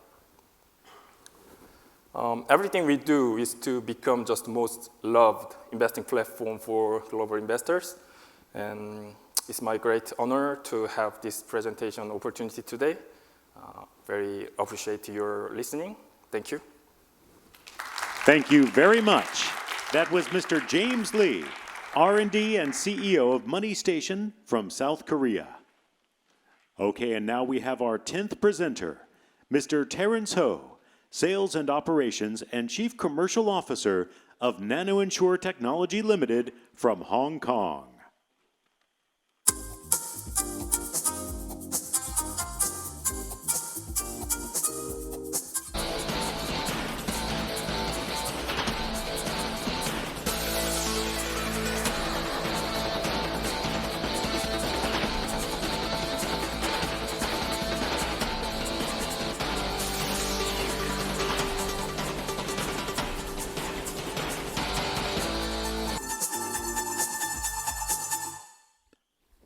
All right, you may begin your 7-minute pitch right now. Thank you so much for your time. My name is Terrence, co-founder of Nanoinsure Technologies. In the next few minutes, I would like to walk you through how Nanoinsure is revolutionizing the software market for insurance. Starting with who we are, Clara and I know each other for more than 16 years. Before we co-founded Nanoinsure, we deliver distributions and core applications for leading global insurance across Asia Pacific. We understand the market, we know the challenges. That's why in 2019, we founded a company. As of today, our software is being used by the logo that you saw right now across 10 Asia markets, including here in Japan, for all distribution channels in 7 languages. Annually, using our software, we estimate we're processing more than 1 billion of value of new business. It's a resilient applications for mature market and for emerging market. Nanoinsure is bootstrapped, profitable since our inception. We have a survey that our default rate is extremely low. So if you're an insurance company, you can do business with us. We have a 100% successful rate. Nanoinsurance also being recognized and validated by the industry. For example, in last year, we were one of the 3 finalists for Insurance Tech of the year 2023. Although we lost to Botech, but it's a great honor to be beat with them. Let's see what is a problem right now for insurance. Insurance is a 7 trillion market annually. It's a 3% of global GDP. However, if an insurance using IT effectively or not effectively, it's like 5% differences in terms of premium. It's talk about 350 billion opportunities. So if you're insurer using more IT effectively, it will improve your bottom line and top line. One level down, what is the problem right now? Because the legacy system drag our innovation in product and in services, and highly maintenance costs. For example, 70%, 0% goes to maintenance. Only 30% of budget goes to innovations. The immediate threat is there's no talent you can recruit right now. So we present a problem. And we do have a solution. So Nanoinsurance introduced our intelligence platform, which is called Nano BYO, build your own thing, build your own product. The innovation is you can using your existing Excel spreadsheet without coding, you can create a product. In the same time, you can use our platform to create any of digital sales applications to policy admin applications. So what problem, what benefit we brought and bringing to the industry? In terms of product and distributions, we help our customer improve 5 times faster in product launch, meaning they have an advantage. Secondly, the total cost ownership is lower because you can using your IT or non-IT people to managing the whole distributions. Second problem we're going to solve is the system modernizations. So we have different approach. We haul out module by module instead of replacement whole thing because the project is too long, too costly, most of the time it fails. So that's the problem we're going to solve.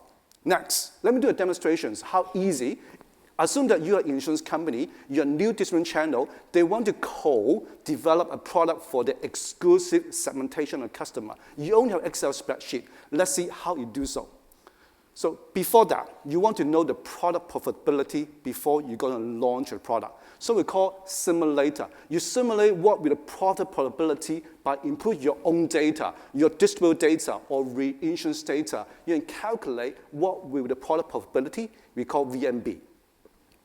So you may not happy with the profitability, no problem. We provide a tool that you can adjust different components, adjust different ingredients to attain what is your target margins.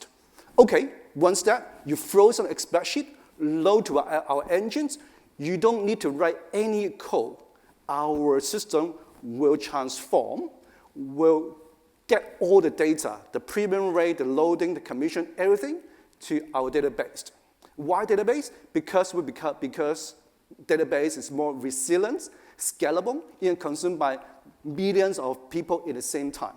So we also provide a rule validations. If the rule is not set up in Excel spreadsheet, you just set up the rules right there. Everything is done. However, you want the testing. I want to make sure every single premium, every combination is absolutely correct. We provide testing automations. We'll make sure the product is absolutely correct according to your specifications. Now, your product's ready. Your product's ready for your decided distribution channel. You just one click, you can assign this product API to your distribution channel. As easy as one click. Done. What's next? I want to create an app. I really want to create an app for my user.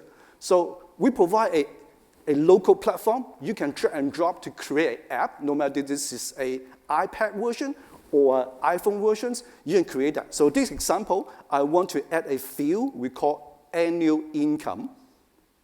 So you just drag and drop to create an annual income. I want the annual income field as a clicker. You just define it using whatever language is using. Here is example in Japanese. Just define it. Absolutely no coding at all. So this is ready. And you can start what you see, what you get. Go out to sell. It's ready within a single, very short time period. What is the differentiation between us and our competitors? One thing I would like to remember, we provide self-configuration, meaning the insurance company itself using your IT or non-IT people to manage the whole thing. In terms of functionality, we believe we are pretty much compete or better than the competitors globally or regionally in this market. Our business is simple, software subscriptions by annual subscription. Our customer can select any module to meet their own business objective. For example, BNP Paribas, they select us for the Asian operation, including in Japan. So the benefit we brought to them in their Taiwan operation, we shortened the product time to market from 7 weeks to 1 week. So the sales, people have more time to sell. They're more focused on the customer needs. Addressing. Thank you very much. That was Mr. Terrence Ho, Sales and Operations Chief Commercial Officer of Nanoinsure Technology Limited from Hong Kong. And now we were originally going to have a pitch from Mr. Pavel Fedorov, co-founder and executive chairman of Salmon from the Philippines. But unfortunately, he was suddenly unable to join us today. Thank you for your understanding. And now our last overseas company is zkMe. The presenter is Mr. Alex Scher, CEO of zkMe from Hong Kong.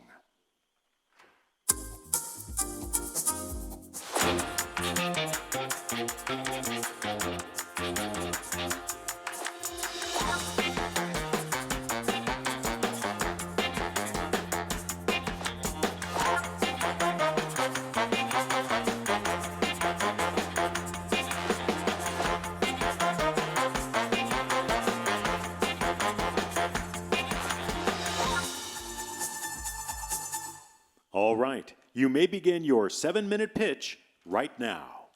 Thank you everyone for having us. I'm Alex, I'm the founder and CEO of zkMe. zkMe is an identity primitive for the identification of users on-chain. So it's one of the fundamental paths forward in order to have a really mass-adopted Web3 and DeFi market.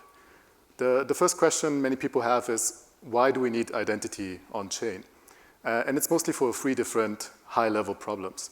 So one of them is that every single chain ecosystem is actually its own non-interoperable data layer. And if we want to have a user being able to use many different financial services across many different chain ecosystems, we need to have some form of identity interoperability between different chains.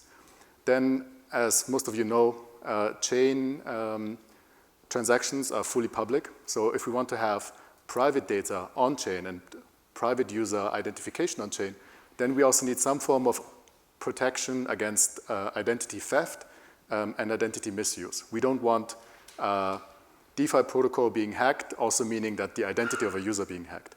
And then probably most importantly, we want to have regulatory compliance on-chain.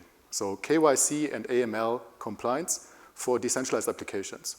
And that's actually a really, really important topic for Web3 and one that becomes more and more important as regulators start to enforce existing regulations also for DeFi applications.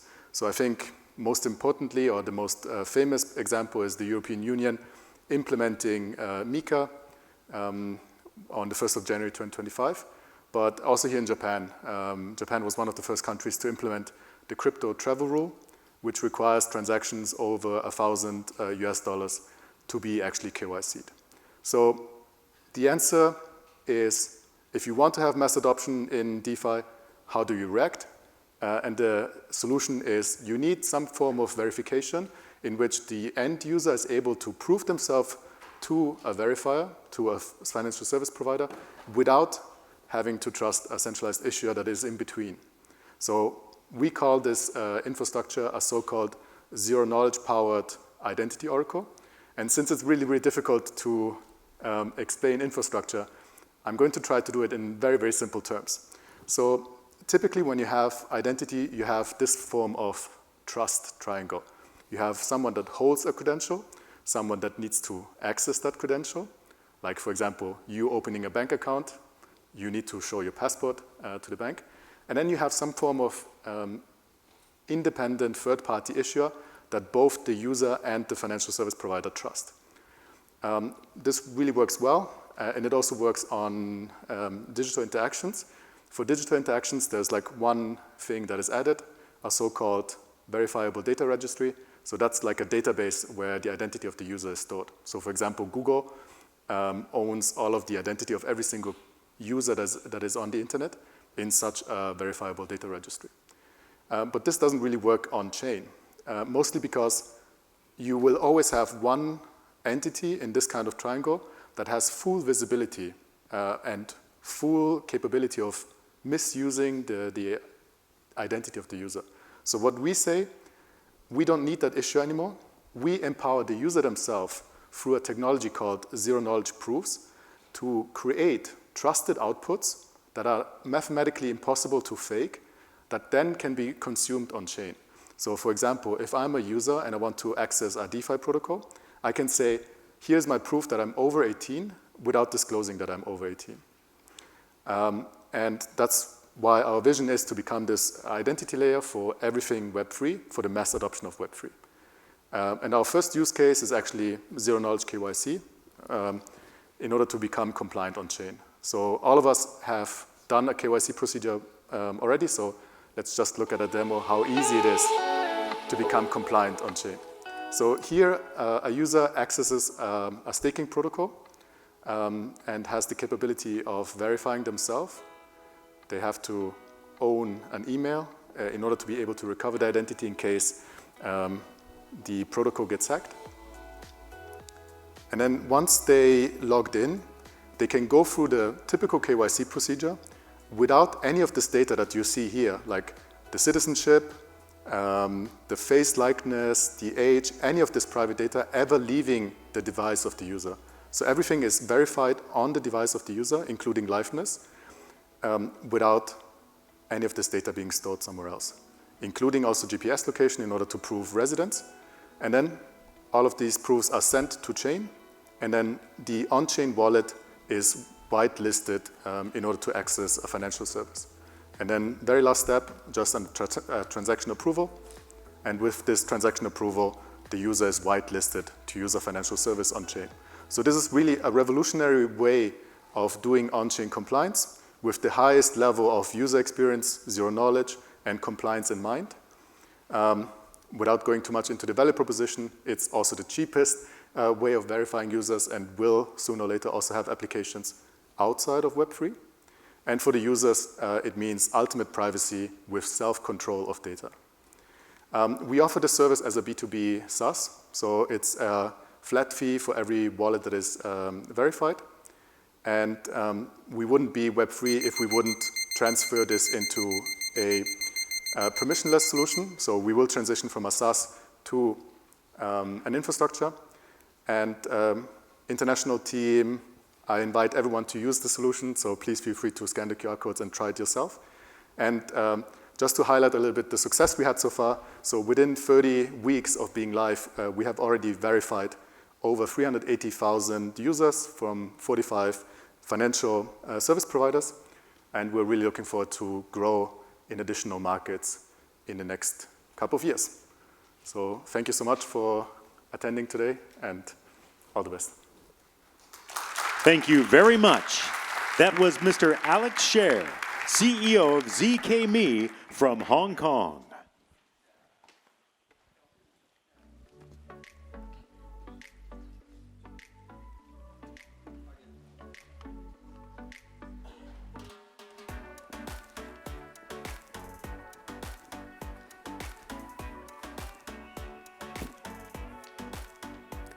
All right. All of the presentations by overseas startups are now over. Please remember to vote for the Audience Award, so choose your favorite. And next are the Japanese startup pitches. But before introducing the startups from Japan, we will have a 15-minute break. And during the break, we will show a video of supporters of this event and a video about the No performance. You can see them right here on the screen. Also, please use this time to visit the startup booths in the lobby and chat with the startups who presented, although you will have time for networking with them after the event. At the same time, you can vote for your favorite for the Audience Award outside where there's better reception, because we know there's no denpa in this hall, so you might need to go outside to be able to make a vote. All right, that's all for me for now. We will see you back here in 15 minutes. Thank you.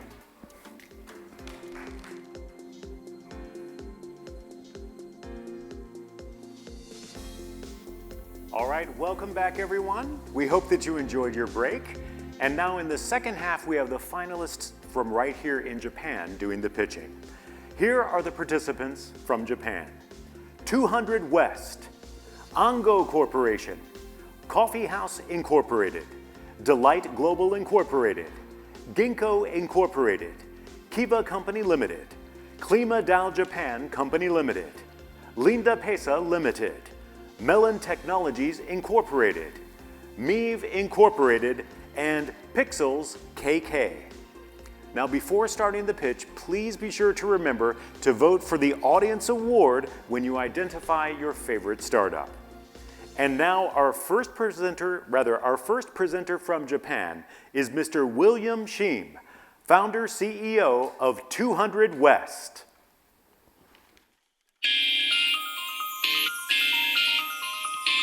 Until now, the salesperson's main job has been to explain fund products. Going forward, the real value add will come from making customized solutions that fit each customer's needs.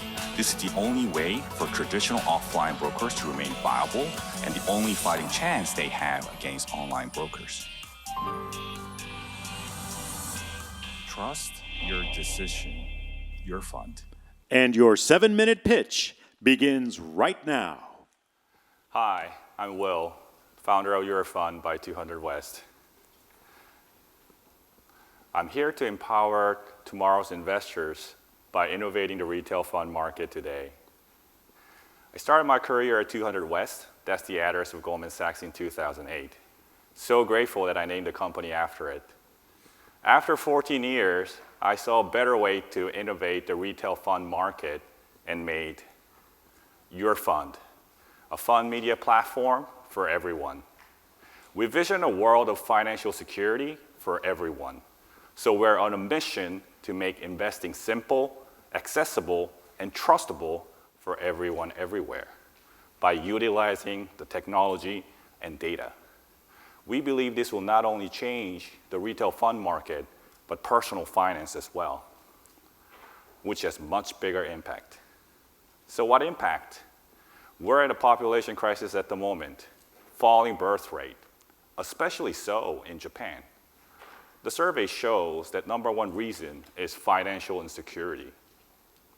So stagnant wage for the last 30 years has made it even harder for Japan. So how big of an impact, you may ask? And I say 15 trillion US dollars. That's the size of personal finance in Japan. While the global stock market has rallied, we missed a rally as of over 50% was parked in cash. We need everyone to invest for their future. But how do we get everyone on board? The first barrier is data overload. This is the Fidelity fund that I was at. On the left, you have the fund data, very informative if you understand what it means. On the right, you have the disclosure, 178 pages. There's 7,000 funds in Japan. Do you think, can you read it all? Is it even feasible? People don't understand, and we're all busy. So people turn to YouTubers for financial advice. Now, is that ideal? At UrFund, our value proposition is simplicity meets reliability. You can search funds by country, company, popularity, and updates. Then simply watch the video from the professionals. Our UI UX is simple and video-centric, so it's intuitive for everyone to just navigate and find their funds. You can search by company and learn about the company and their products. We're trustable because our contents are from industry professionals. We have algorithms to assist you to find your fund. So the more you watch, the better chance of you finding your fund. The second challenge is recurring sales fraud every year. How can we stop this? At UrFund, we address the root cause by helping sales to learn about various fund products and provide compliance checks. For individuals, you can watch and see if it is consistent. The last challenge is the video content. Funds make marketing videos, but they are possibly biased, only emphasizing the positive sides, not providing a balanced view. And they come in different forms and sizes, so it's very difficult for you to compare one fund from the other. Also, funds make these videos when they want to promote, but people want to hear when the performance is bad. At UrFund, we take a balanced approach. Our contents are not biased. We focus on the fundamentals. We talk about things that funds do not want to talk about, like risk, benchmark to measure the true performance, who the fund manager is. If you're buying a car, you see the car. If you're buying a fund, you should know who your fund manager is. And we make in standardized format. This allows you to compare across different funds. And lastly, regular updates, because we know people want to hear the update when the performance is bad. That's how you earn people's trust, and we hope to start healthy industry practice. Our business model is very similar to M3. On one side, you have the product makers. For M3, that's pharmaceutical. For us, it's the funds. On the other side, you have the users. For M3, that's the doctors. For us, it's the sales and investors. We connect the product maker and user directly, serving all three parties. First, sales support. We do education and compliance checks. Second, individual investors. With NISA and DC plans, you can discover funds that meet your financial goals. Third, funds. You can see data analytics to see which brokers and branches showed interest.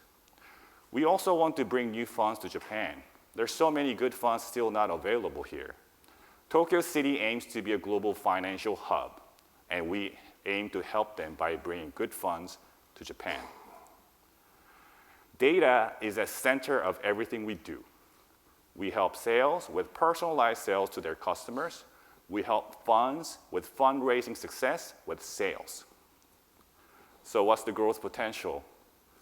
When we reach serving funds, sales, and investors, we believe this is a 10 billion yen potential business. More importantly, this is SaaS business model, so recurring revenue in nature. A famous Jewish rabbi said, give men a fish, you feed him for a day. Teach him to fish, you feed him for his life. UrFund aims to be just that. Teach everyone how to invest on their own, so everyone can feel financially secure and we can solve the population crisis. And that's why we picked snail as our logo. In Japan, snail implies prosperity and big families. Together, we can solve this. Please join us. Thank you very much. Thank you very much. That was Mr. William Sheen, founder CEO of 200 West. And now our second presenter is Mr. Chris Dye, CEO of ANGO Corporation.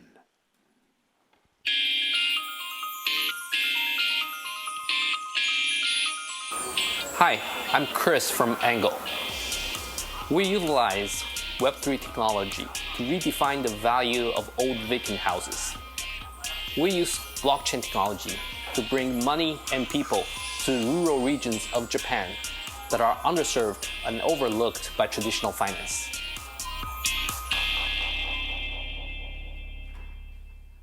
Hi.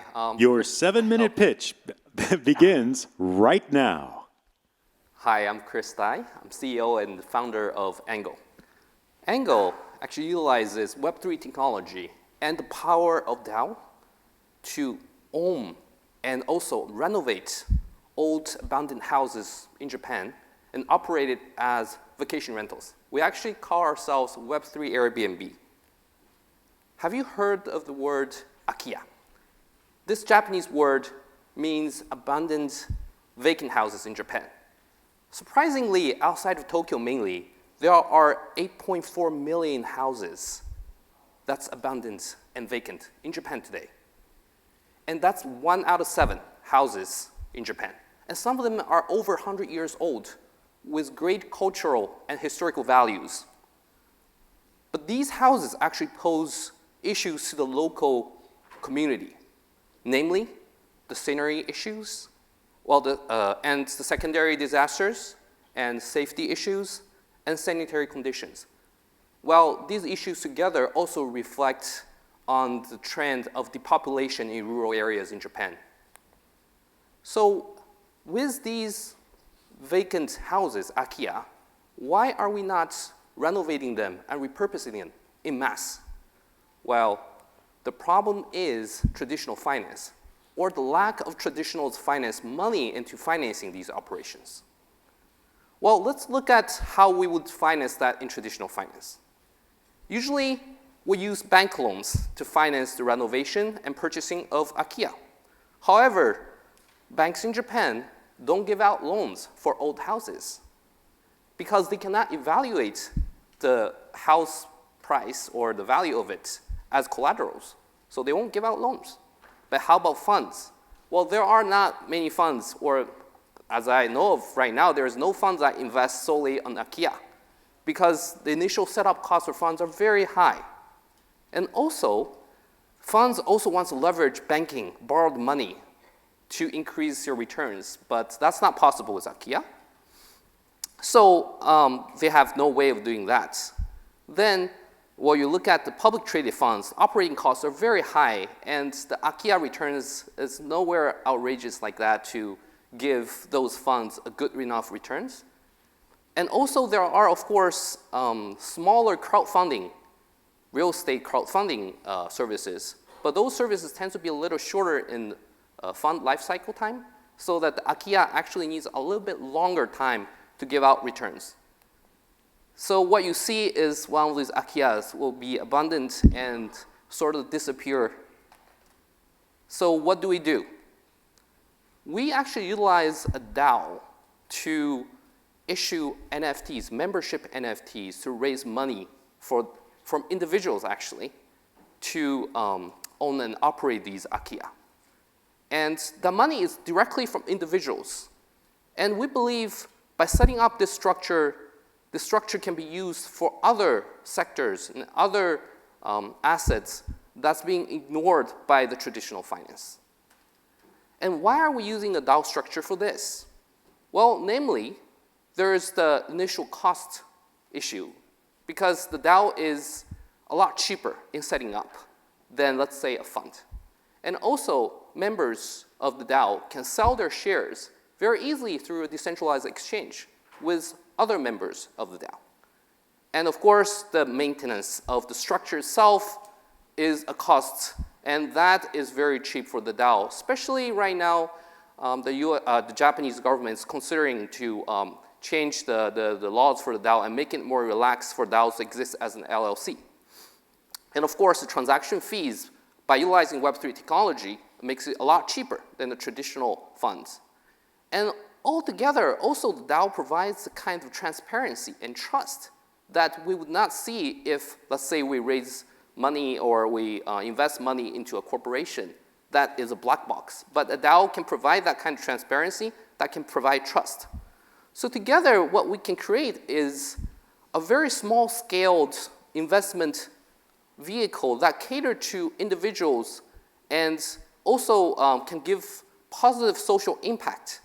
And it's very decentralized, so a single DAO can have sub-DAOs in different regions and purchasing different regions' akiyas and have local community support as well as the DAO member support.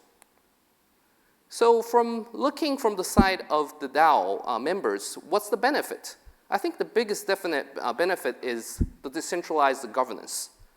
By making the decision-making process and also the data transparent onto the blockchain, we can instill transparency and trust so that people who are investing money into the DAO can see how exactly the money is being used.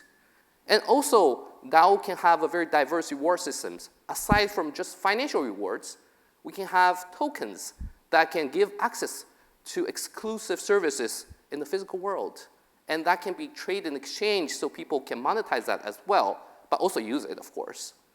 And also the experience of heavily involved in the project, not just by investing money, but putting your effort into it to create a social impact is great for individuals.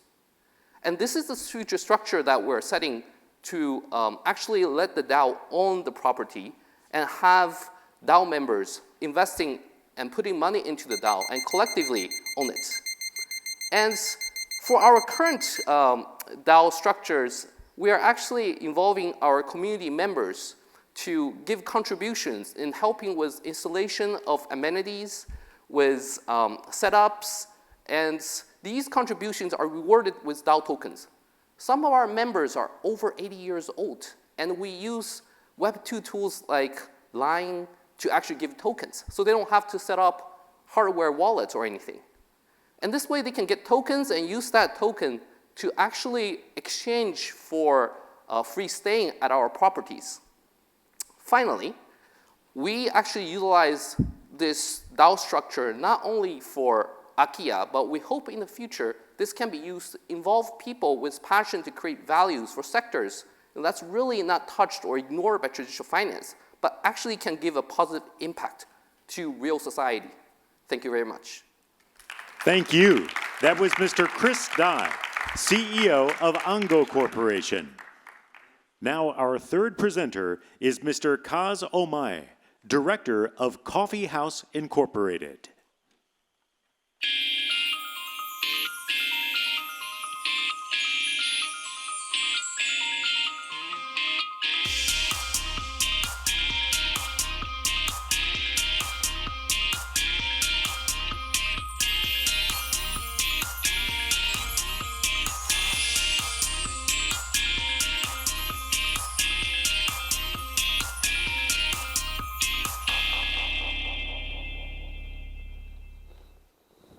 Your 7-minute pitch can begin right now. Good afternoon, everyone. I'm the director of the Coffee House, Kaz Omae. I'd like to talk about the Coffee House, which is the social networking service. That's one of the millions kind of things. But the uniqueness of the Coffee House is also the trading platform. This is the SNS as well as trading platform. That is the uniqueness of the Coffee House. So let me ask you the first question to you. How are you investing or trading? Maybe you are familiar with accounting and financials. You look at the stock charts or the disclosure information, and then you look at the financial data and cherry pick the good investment opportunities. But if you're not familiar with just the financials, the accounting, or the stock at all, so like the first of the kind investors, then you have to look at the website, maybe the blog post, or this is kind of the YouTube. Some of the influencers, they post a lot of the information on the YouTube channels. So, but there are also the communities. So I would say old and new. So there is the Yahoo Finance or the Minkabu, the kind of the web forum where you could discuss about the specific stocks, but this is always about the stocks. But if you are not familiar with any stock speaks, so how do you start the trading? Like currently, Japanese ISA is adopted right now. A lot of people is signing in the stock trading. So how do you start? Then we can recommend the Coffee House. This is a new investment platform, content-driven, communication-based. So communication help you incentivize to trade or pick up what the stock you usually invest in. It is so-called social investing apps.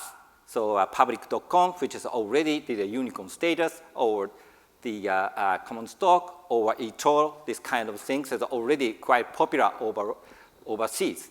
So we are planning to be positioned as the kind of the representative in Far East Asia. And we are looking to the South Korea and Japan. And in speaking of the South Korea, this is already launched. Actually, this is a completely different entity. We will mutually share the ownership, but this is a different entity. But it's already 380,000 downloads, and 210,000 accounts is already active right now. So what is the key features of the Coffee House? Is, of course, this is SNS communicating. And you could post the information or share the news or the comment on any stocks and the charts. Also in the trading, this is a unique part. This is the connecting with the online brokers through the API. So you could trading on the same SNS. And also sharing portfolio. You could disclose your own portfolio on the Coffee House. Oh, sorry. Let's take a look at the online demo. Oh.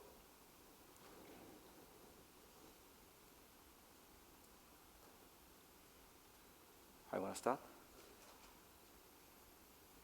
Doesn't work.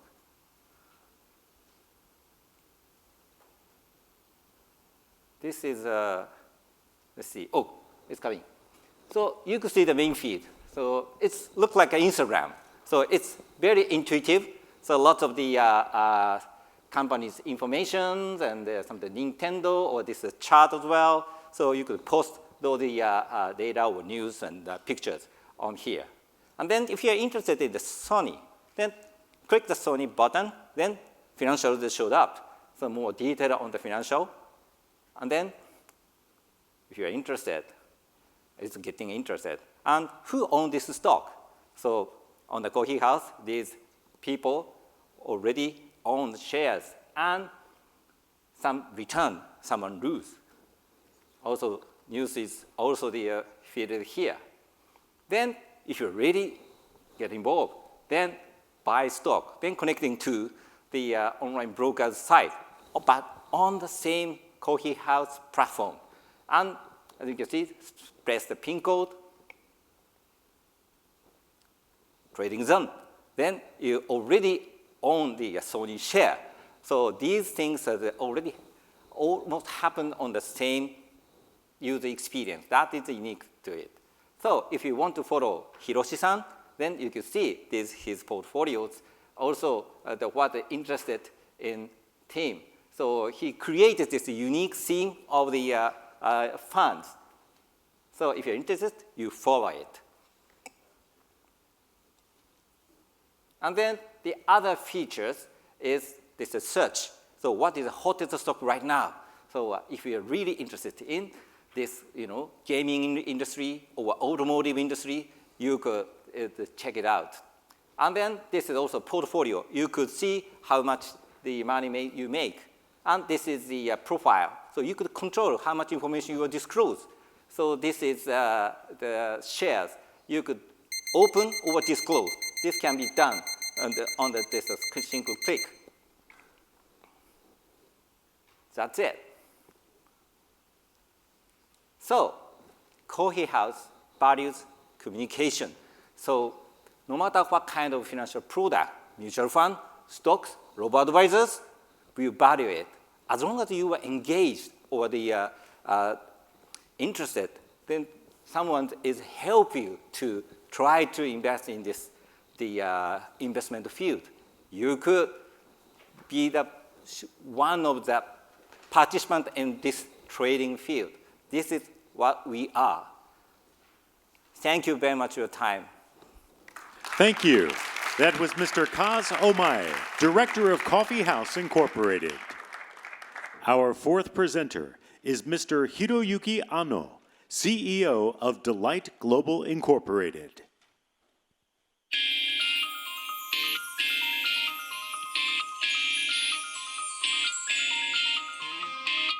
Introducing Delight, your multilingual phone bot revolutionizing call center automation. Handling over 30 languages, this is not an app or web login, but a privacy-respecting service. Join Hiro, our CEO, as he unveils Delight's potential today.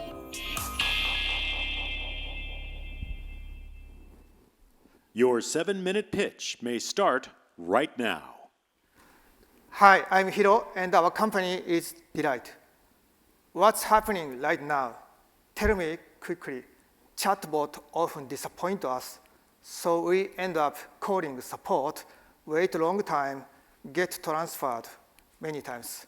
Quite frustrating, isn't it? We are developing call center automation service with a multilingual telephone chatbot like this. Tokyo Hotel speaking. Do you have any questions? Yes.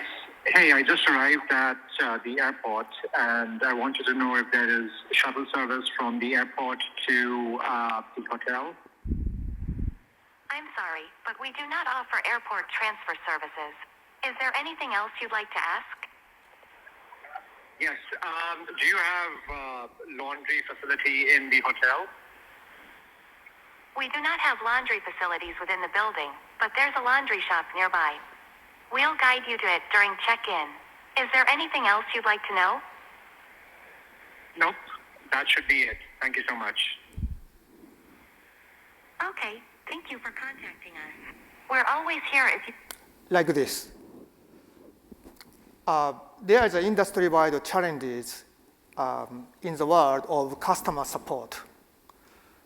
First, we face with high operation costs driven by continuous recruiting and training demand because of the 30% employee churn rate. This is not just about the resources. It is about the limitations of flexibility to adapt and handle dynamic customer requests. Moreover, the cycle of high cost and inflexibility directly lead to big problem, like customer satisfaction. Actually, 45% of customer churn because of the bad user experience. But by using technology like a telephone chatbot, like we showed, zero call waiting time, 70% cost reduction is possible. And moreover, there is 60% call automation potential. Most business need this technology, but cannot build themselves. So we are. Our phone bot consists of 3 components: workflow, QA bot, and the functions such as limitations of operating hours and API integration. So the primary response in an advanced call center, primary response is done by the systems, and the human call center agent can handle only important jobs. Our phone bot also handles outgoing calls. Today's digital age, the management of payment reminder is crucial to handle cash flow effectively. Our phone bot revolutionized this process with the omni-channel payment reminder. It's directly, seamlessly integrated with client accounting software to get latest balance of user up to date. Our business model is B2B SaaS. We have 4 plans, from affordable plan to scalable plan, starting from $10 a month. So client can start project with minimum risk and reasonable cost.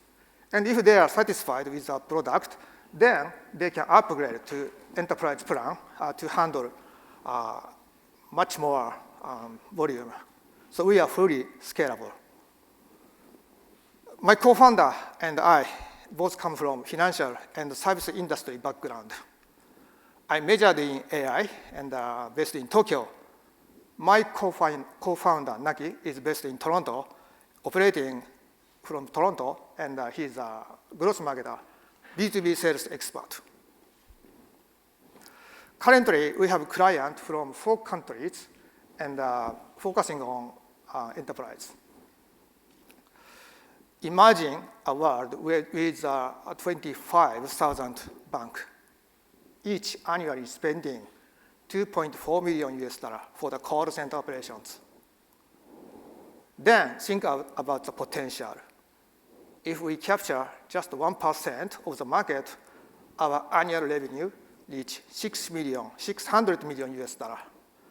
It is not just a number, it is a statement of incredible opportunity ahead of us. So we are very excited. We are working very hard for that. And you might think the market is good, but too competitive. Let me explain. Our phone bot handles more than 30 languages. That covers 2.4 times than competitors. And we also offer three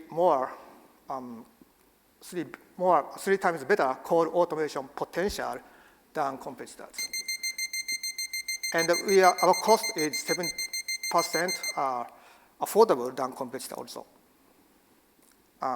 Like this. We are SaaS-based startup, pure cloud-based startup company, not a systems development. So the setup is very quick, not months, but we are days. We can set up within days or weeks. About the call center automation potential, the other competitor handle just a very simple branching. We handle a very complex workflow based on the brand, existing customer, new customer, shipping status, or like that. I'm here today because we are seriously seeking customer insight.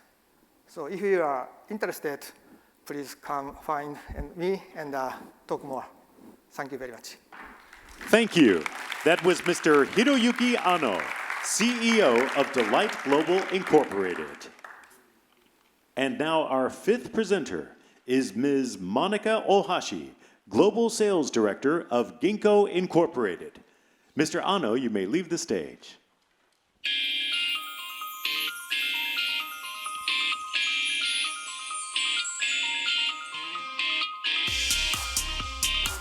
My name is Monica Ohashi, the Global Sales Director at Ginco. We are a leading Web3 infrastructure service provider based in Japan. I'll be introducing our products and our future global expansion strategy. We aim to be the #1 Web3 companies in the APAC region. Let's get started. Your 7-minute pitch begins right now. So what is Web3? I'm sure many of you have heard the term, but what is Web3? In short, Web3 is an innovation that leverages blockchain technology and digital assets to change the way information is stored, shared, and owned, but with better trust, better security, and better privacy. However, the biggest hurdle in creating a Web3 business is to build and apply the fundamental blockchain infrastructure, which is absolutely necessary, but it doesn't really help one to differentiate their services. So that's where we come in. Ginco's Web3 infrastructure helps clients with Web3 projects, but we help them to eliminate the burden in this non-competitive area, so they can focus on improving their products and improving their competitiveness. So Ginco provides a wide range of comprehensive Web3 support, from consultation, development, all the way up to the growth phase.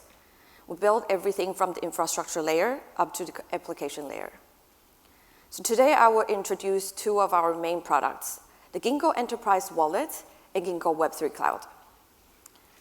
The Ginco Enterprise Wallet is a patented custody crypto wallet solution which includes a proprietary cold wallet technology. We support over 55 currencies and up to 25 different blockchains. We also offer flexible APIs, and the integration can be customized easily. So the Ginco Enterprise Wallet is trusted and adopted by over 50% of crypto changes in Japan and various banks with Web3 projects. The total transaction volume of crypto exchanges that we support has exceeded 1.2 trillion yen. So this is our Ginco Web3 Cloud. It is a development platform which includes all the critical functionality, the nodes, wallets, and indexer APIs, among all the other useful APIs and SDKs. This developers platform tools help our clients to enables our clients to build their product and services on blockchain with ease. So Ginco is #1 in Japan in terms of providing Web3 infrastructure. We have the largest market share, supporting over 50% of crypto exchanges, and we support the most numbers of digital currencies and blockchains. So we have a two-story structure of business model, where we charge a spot consultation fee, which then leads to a recurring revenue in our Ginco enterprise wallets and other Web3 solutions. We're also currently building a new product, which includes an additional subscription model, which will help us to shorten the pre-sale cycle. So here are some of the clients and partners that we work with, some major banks, crypto exchanges, gaming companies, entertainment companies, and so on. Here are some use cases. With Mitsubishi UFJ Trust Bank, we helped them to establish the first crypto trust, and we're also helping them to launch 2 stablecoins which will be backed by Japanese yen and US dollars. And the purpose of these stablecoins is to enable efficient cross-border wholesale settlements with reduced cost. And here are some of the other financial use cases. So with Sumitomo Mitsui Trust Bank, we help them with the tokenization of private assets using security tokens with stablecoin payments.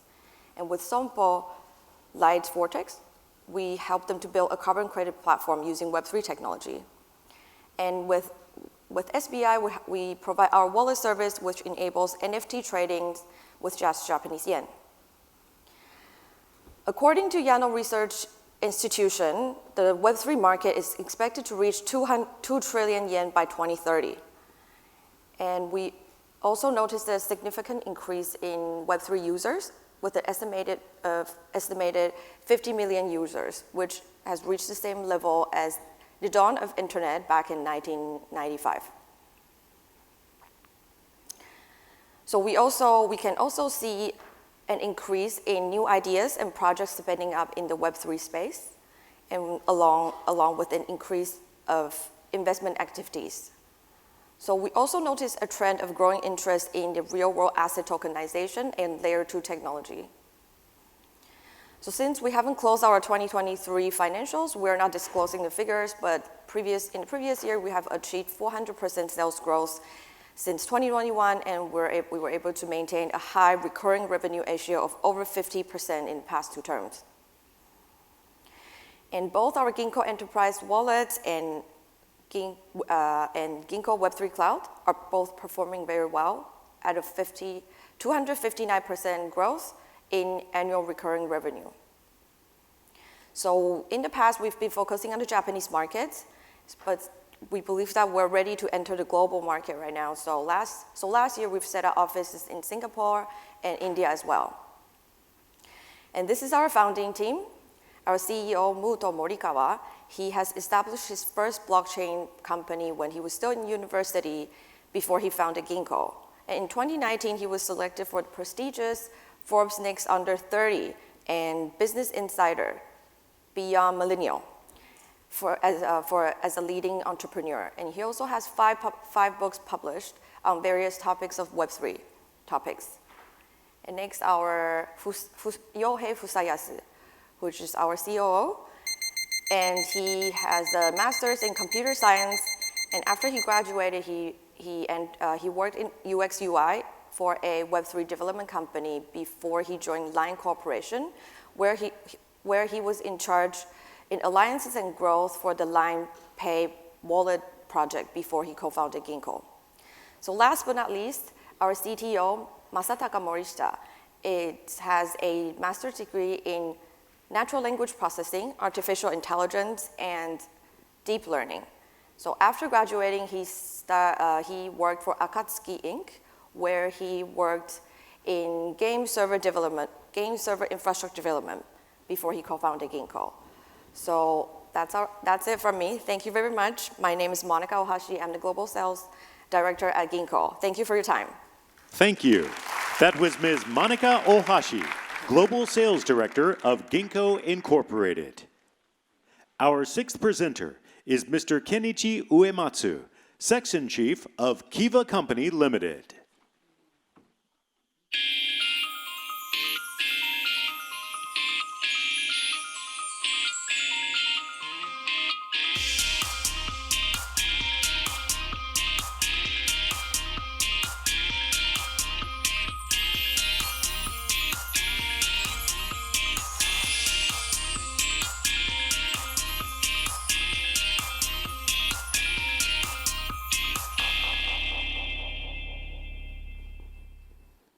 Your 7-minute pitch begins right now. Hello, everyone.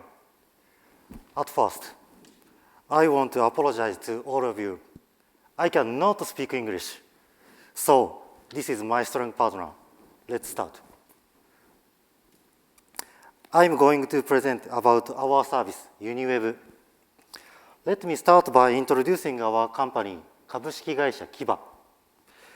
Our office is based in Tsukiji, Tokyo. We specialize in software system development and operation. In addition to UniWeb, we also operate an online extended warranty service called Proteger. Here is the outline of my presentation for today. First of all, web accessibility refers to making websites equally accessible to all people, regardless of age or physical condition. For example, this includes the function to read aloud, make text bigger, adjust color, and so on. Surveys by Japan's digital agency and the Ministry of Health, Labor and Welfare have shown that there are many people in need of web accessibility in Japan. The number of disabled people is over 4.2 million, and elderly people are over 35 million. Next, let's look at the domestic and foreign trends. Legislation is progressing in each country that is a member of the United Nations. In Japan, the Act for the Elimination of Discrimination Against Persons with Disabilities will be revised on April 1st, 2024, and all businesses will be required to make a provision of reasonable accommodation. Providing reasonable accommodation means to respond when a person with disability expresses their need for some kind of accommodation. Therefore, creating web pages that are easy to read for anybody is very important. There are various requirements to meet the standard. Now, let me talk about the benefits to support web accessibility.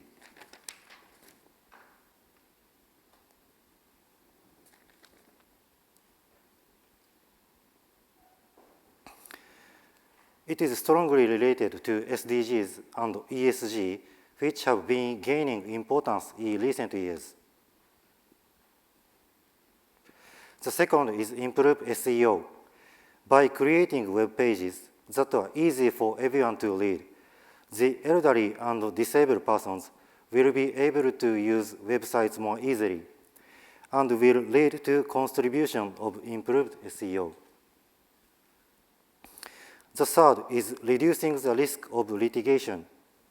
Litigation in the US and Europe is surging.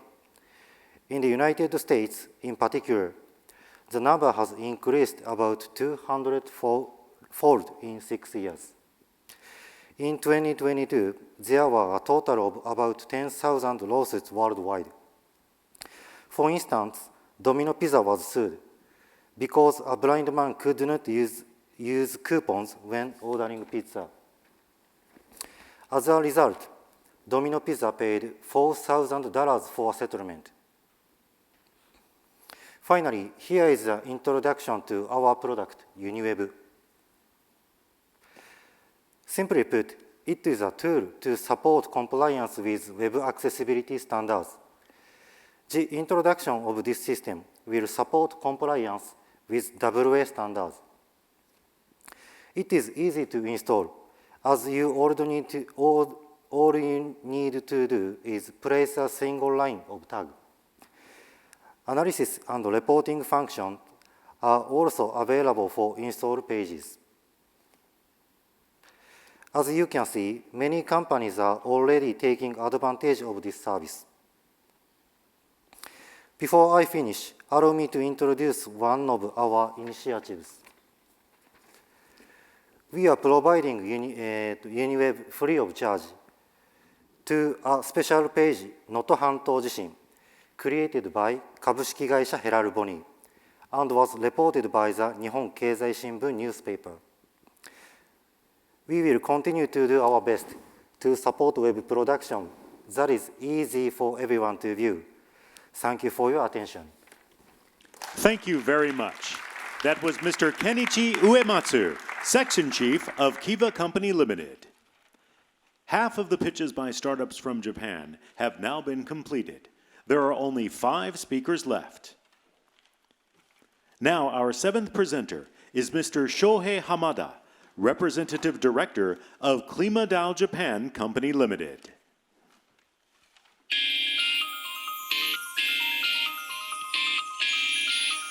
I'm Shohei Hamada from KlimaDAO Japan. KlimaDAO is a decentralized autonomous organization tackling climate change based on climate finance. I established a Japan entity with core members to address climate change issues locally. At FINOPITCH, I'd like to present our efforts in Japan and our collaboration with the local government. Your 7-minute pitch begins right now. Hello everyone, I'm Shohei Hamada. Today, I'd like to introduce how we innovate climate change action with next generation climate finance. Firstly, I'd like to ask, why is climate change action not progressing? Essentially, the coordination failure. So, global coordination and incentive alignment are very challenging. And the voluntary carbon market was created to internalize the cost of climate change, but faced a problem due to lack of transparency. This absence of trust in carbon markets results in coordination failure. And thus, KlimaDAO was born. What is KlimaDAO? KlimaDAO is a decentralized autonomous organization tackling climate change with blockchain-based climate finance. It was launched in 2021 with the vision of accelerating climate change financing globally by creating transparent, neutral, and public infrastructure for the carbon credit market. More than 25 million tons of carbon credits bridged to blockchain, and over 150 organizations have utilized Klima's products or services for their sustainability goals. Then we launched the Carbon Mark, a peer-to-peer platform for listing, selling, and retailing carbon credits. Let's move on to the demo video about Carbon Mark. Connect your Web3 wallet or log in with your email address or social networking account. There are over 300 carbon credit projects listed on Carbon Mark. You can search by country, category, or vintage. You can also search by free word. So this time, let's find Red Plus project. You can check a map, details, and the project page of Vera registry.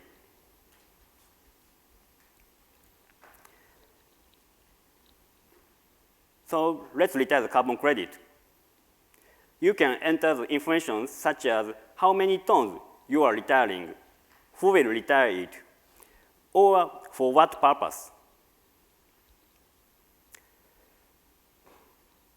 So after complete of the entire link, it's time to buy it. So you can pay it with credit card or cryptocurrency or bank transfer. So this time, let's pay with credit card. So once payment is completed, you will receive the retirement certificate with all the information. So you can retire carbon credits worldwide in a minute. In this way, so the carbon mark, which makes it easy for anyone to trade carbon credits instantly, contribute global coordination. Next, I'd like to explain why we started KRIP Japan. As a contributor, I have supported expansion of KRIP in Japan. In this situation, we found each region has its own issue that need to be addressed. Then, since types of carbon credit and corresponding laws differ from country to country, we determined that we need to set up a solid local legal entity to handle this issue. In addition, we took advantage of that Japan is very open to use of Web3 and blockchain. Now, KRIP Japan is working on two main issues. One is to develop a blockchain-based carbon credit marketplace for J-credits. Second one is to provide solutions for Japanese local governments and companies to become carbon neutral. Here is the first one. We are developing a bridging system of carbon credit and the marketplace to enable on-chain trading of J-credits, like carbon mark introduced earlier. Once this is achieved, we expect to see a higher volume of transactions because individuals and companies from all over the world can trade J-credits. It is also expected to increase the credibility of J-credits as the transaction will be more transparent. Now, we are planning to start pilot demonstration in April. For the second issue, we are working with zkKYC in Nagasaki Prefecture to become carbon neutral. We are trying to create carbon credits from the environmental value of zkKYC, and we move them to blockchain and integrate that carbon credit into a zkKYC NFT and metaverse. We believe we are promoting climate change action that engages local people. This is all for my presentation. Thank you. Thank you very much. That was Mr. Shohei Hamada, Representative Director of KRIP Japan Company Limited. Now, our eighth presenter is Ms. Ayu Yamaguchi, CEO of Linda Pesa Limited.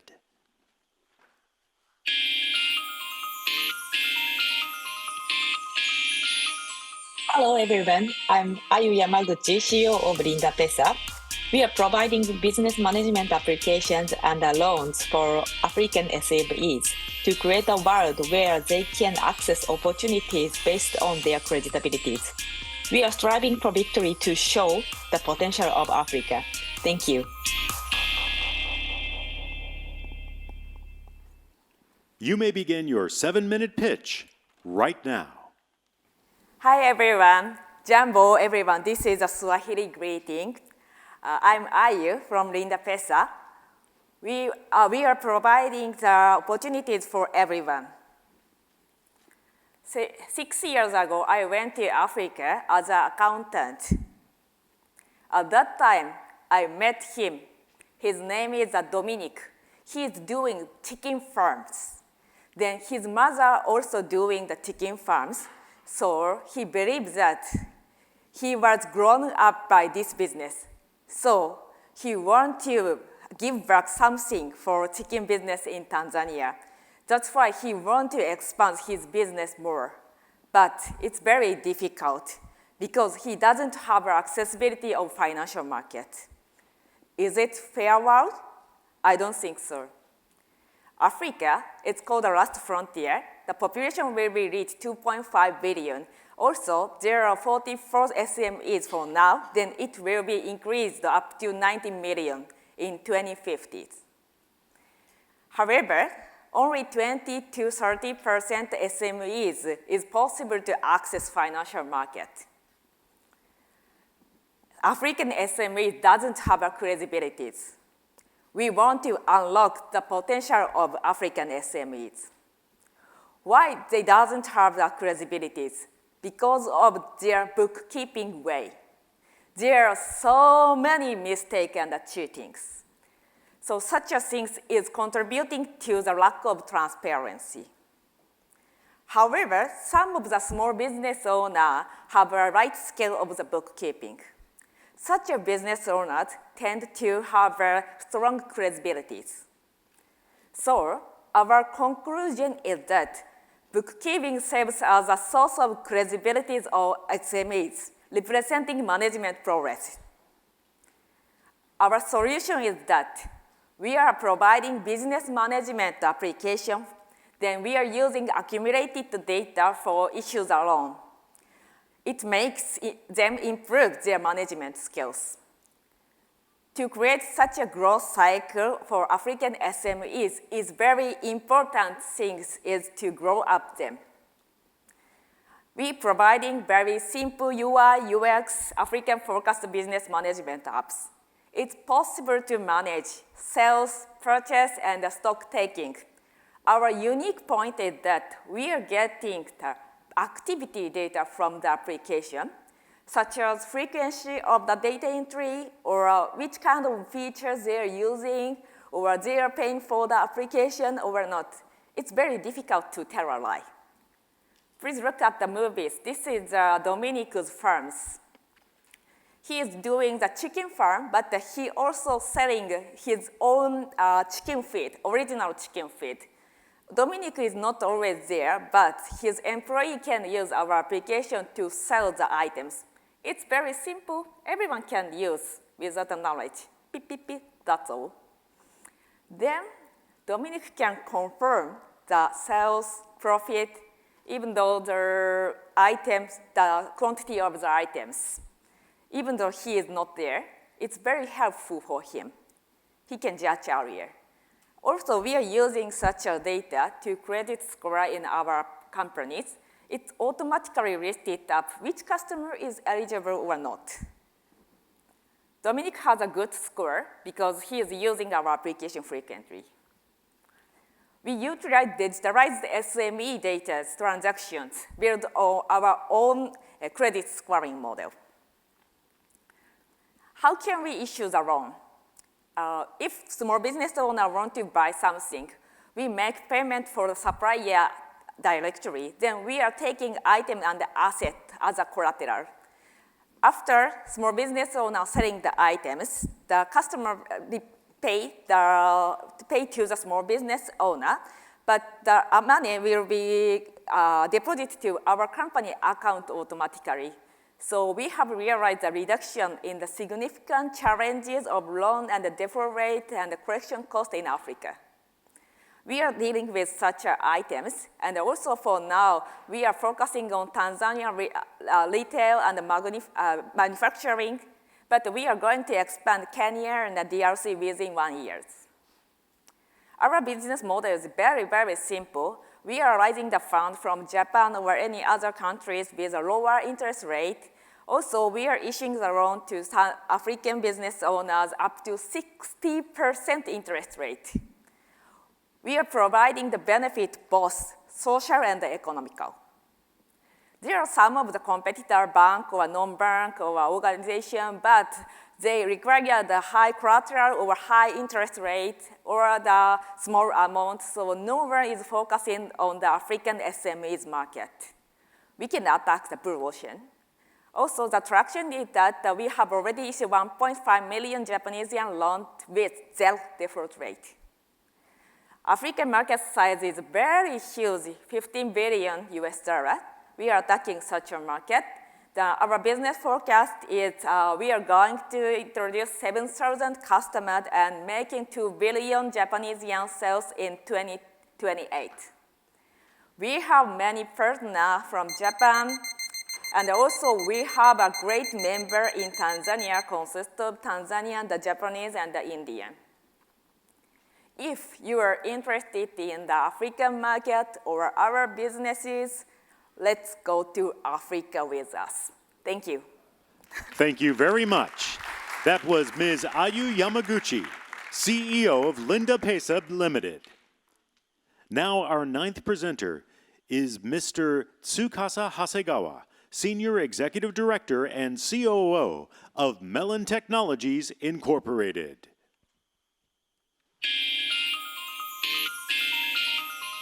I'm Tsukasa Hasegawa, COO at the Melon Technologies Inc. We are engaged in a facial recognition with a solid advantage in accuracy and liveness detection. As a result, clients can introduce our products at a reasonable cost in short time in B2C applications. Thing is, how to solve the pain points of the clients, including financial fraud. Your 7-minute pitch begins right now. Hi, good afternoon. I'm Tsukasa Hasegawa, co-founder and COO at Melon Technologies Inc. Today, I would very much like to talk about our AI facial recognition solutions for online financial transactions. We have 3 solid competitive advantages with which we like to realize our management philosophy. First, over 20 years, sophisticated business solutions to large corporate clients through our parent company, RDWorks. Second, skilled engineers with world-class level technologies and global mindset. Third, facial recognition engine by self-limited with accuracy and liveness detection. Last December, Melon Technologies Inc.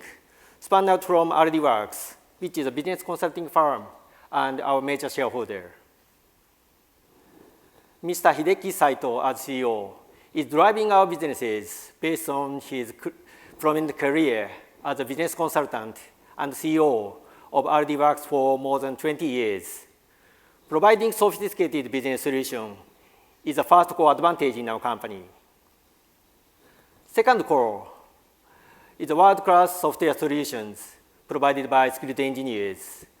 We are very much proud of our 4 skilled engineers from outside Japan who have outstanding track records in their IT engineering careers.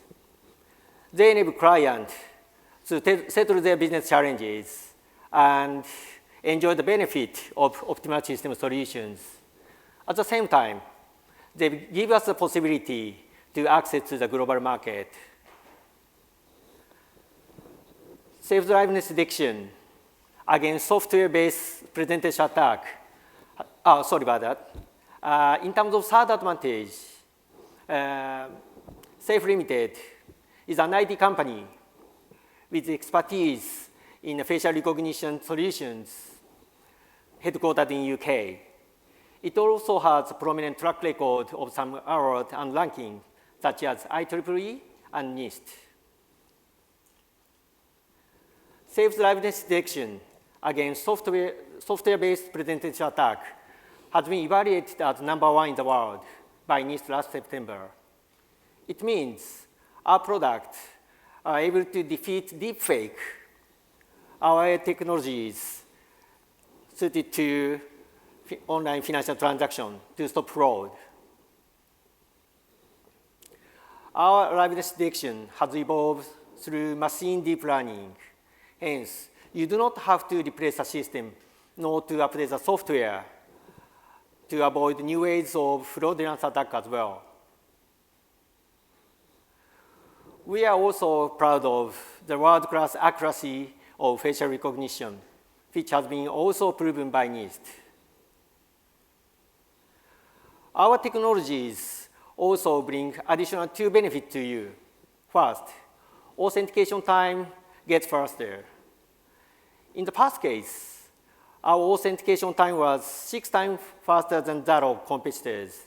Second, you may save hardware costs since you do not have to prepare high-spec or expensive devices such as 3D cameras. Safe technologies are applicable to billiard uses flexibly, such as settlement, internet banking, and eKYC. Furthermore, our system can be introduced easily, cheaply, and in a short time with only customization of application in the existing system or devices. That's why our system is suitable not only for B2B applications, but also for B2C one, such as home security, residential access controls, and individual financial transactions.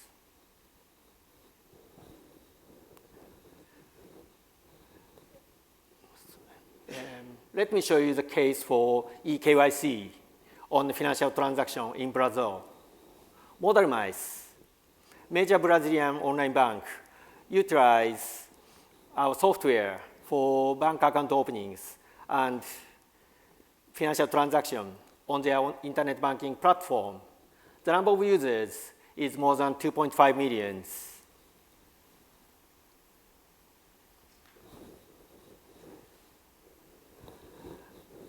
Now, I'd like to show you the demonstration on the payment of bus fare.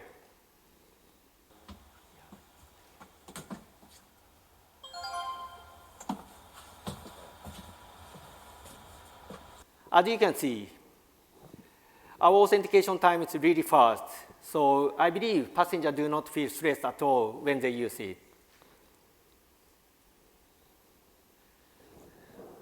Move on to next case. In Nagano, Toyama, and Madrid in Spain. Oh, sorry about that. The last case, as one of 5 vendors, ID number card readers loading our software has got approval for sale by Ministry of Health, Labor and Welfare since May 2022. This is a proof for the quality of our software. Thanks to our 3 core advantages, our facial recognition solutions are different from others naturally in the market. From the beginning, our software has been designed to be used on the mobile phone and tablet. So our facial recognition solutions and system could help you ensure safe online financial transaction. We always open the door for a collaboration and fundraising. Thank you very much indeed. Thank you.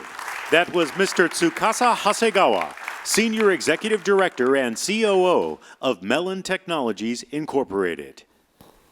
Our 10th presenter is Mr. Ren Kurita, CEO and founder of Meave Incorporated.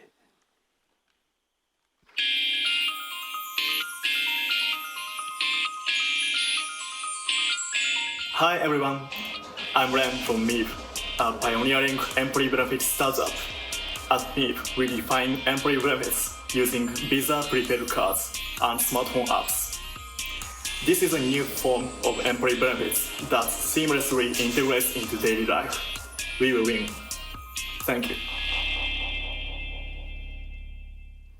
Your 7-minute pitch begins right now. Hello everyone, we are Meave, a startup focused on perks.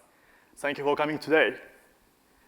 We offer a unique perk system in Japan using a smartphone app and Visa prepaid card. It's a new approach to perks that promotes team spirit and diversity and so on. In a time when investing in employee is becoming more important, how do we invest beyond salaries to attract and retain talent? We think there are 3 major things employees look at when choosing a company, besides job content and company culture. Among these, salary and stock options require specialized knowledge and have high taxes. And once decided, they are difficult to adjust. Moreover, after a certain point, they don't do much to retain employees. So we thought, why not redesign perks? We've created a new solution that represents an optimal investment in employees. That is MIP. It's a new way to offer perks using points. For example, for business owners here today, is it better to give an extra 5,000 yen in salary or to use that 5,000 yen for a team meal? Considering the benefits and tax implications, many would prefer the latter. Like this, perks can be more cost-effective than salary. However, setting up and running a perks program requires a lot of attention to detail. MIP is here to help. We make it easy to run an ideal perks program. The system is straightforward. Companies just need to assign points with specific uses, making it easy to create different perks. Employees can then see their perks through an app, knowing how many points they have and how they can use them. To use their perks, they simply make a payment at a participating store. The system checks the transaction limits and calculates any personal costs automatically. It also manages participant numbers, so there's no need for manual applications or approval. Starting up is easy too. Choose from templates and customize them by looking at what similar companies are doing. You can adjust the points system for different roles or employment types, making it flexible to match your goals. You can also choose from stores worldwide that accept Visa. For example, you could design perk program that enhance customer understanding by focusing exclusively on client products, or encourage office attendance by giving perks only at food places close to the office. The system can be designed to suit specific objectives. Usage is tracked in real time, so we can continuously enhance performance using the actual data. You can even customize the card and app with your company's logo and colors, enhancing a sense of belonging among employees. The cost of MIP is simple, a monthly fee of 400 yen per employee, plus we earn 1.2% from transactions. Compared to similar services, MIP boosts high usage rates. Over 90% of employees use it monthly, and the retention rate is 99%. Within a year and a half of its official release, the annual GMV has expanded to several hundred million yen. Revenue has also grown by 230% quarter over quarter. We are targeting the perks market in Japan, which has a potential of 2 trillion yen. The traditional perks, which haven't changed in 30 years, are gradually changing. MIP aims to accelerate this transformation and modernize the perks market. And we are not stopping there. We will change the way companies invest in their employees. You might wonder, can this really be done? Yes, it is. In fact, large corporations in Japan are already moving from raising salary to offering perks. MIP makes this approach easy for all companies, offering a more convenient form for both employers and employees. So we are expanding beyond just perks to tap into the salary market too, aiming at a huge 220 trillion yen market. To quickly enter the market, we are starting with two main actions.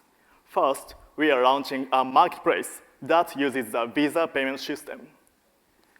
We are also developing tools to boost usage, like auto-invites for employees with common interests to improve communication. We see perks as a message from the company to its employee. It's an investment that makes employees feel valued and proud to be part of the company, not just a cost. If employees can strongly feel it, we think they'll enjoy their work more every day. We are committed to enrich the work part of life, which occupies most of our time, through perks. We think that a good day at work can make others happy too. MIP supports all companies in achieving the best perks. Thank you for your attention. Thank you very much. That was Mr. Ren Kurita, CEO and founder of MIP Incorporated. Now, our last presenter from Japan is Mr. Zenron Chua, co-founder of Pi-xcels K.K.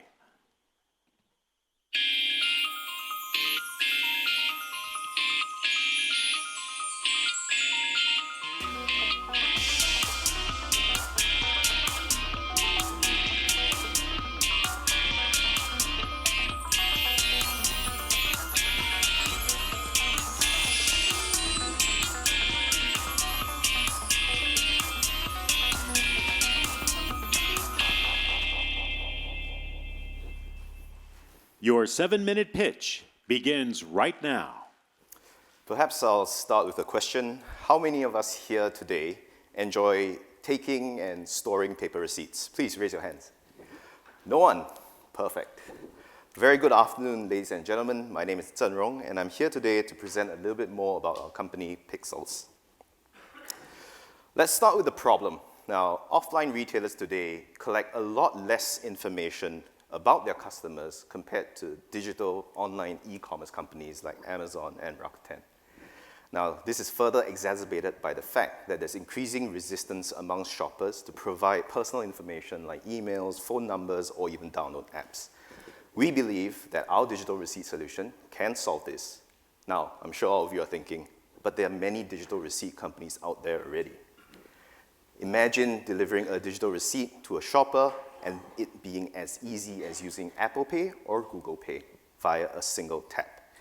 Introducing our patented technology, as you can see on the screen, all the user needs to do is to unlock their phone, tap on a device to receive a digital receipt. No app downloads, no email, no phone number, and no QR codes. And what the shopper has received would be a fully interactive digital receipt that can probably link out to loyalty programs, can also embed interactive videos about products, recipes, and nutritional information. Now, at this point, I'm sure everyone's thinking, does this mean that we have to manufacture millions of these devices and deliver it to retailers all around the world? Thankfully, the answer is no. What we are able to do is to layer our software onto existing payment terminals, and in that process, we've actually made it even more seamless for our customer to receive a digital receipt.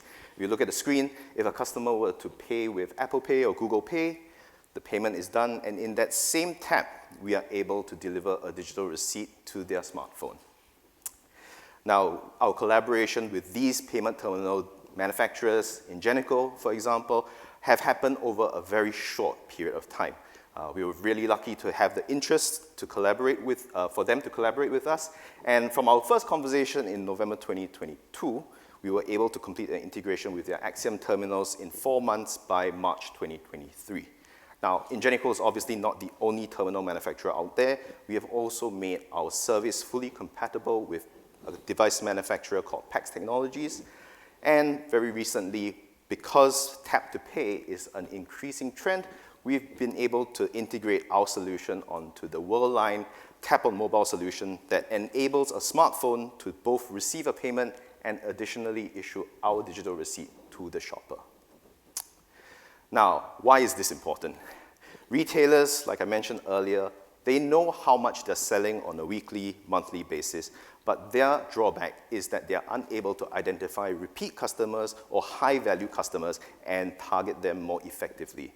Now, on the other side, payment companies and card companies, they know how much you spend, however, they don't know what you are buying. Now, where we see ourselves is sitting in the middle of the two to provide a bridge of information.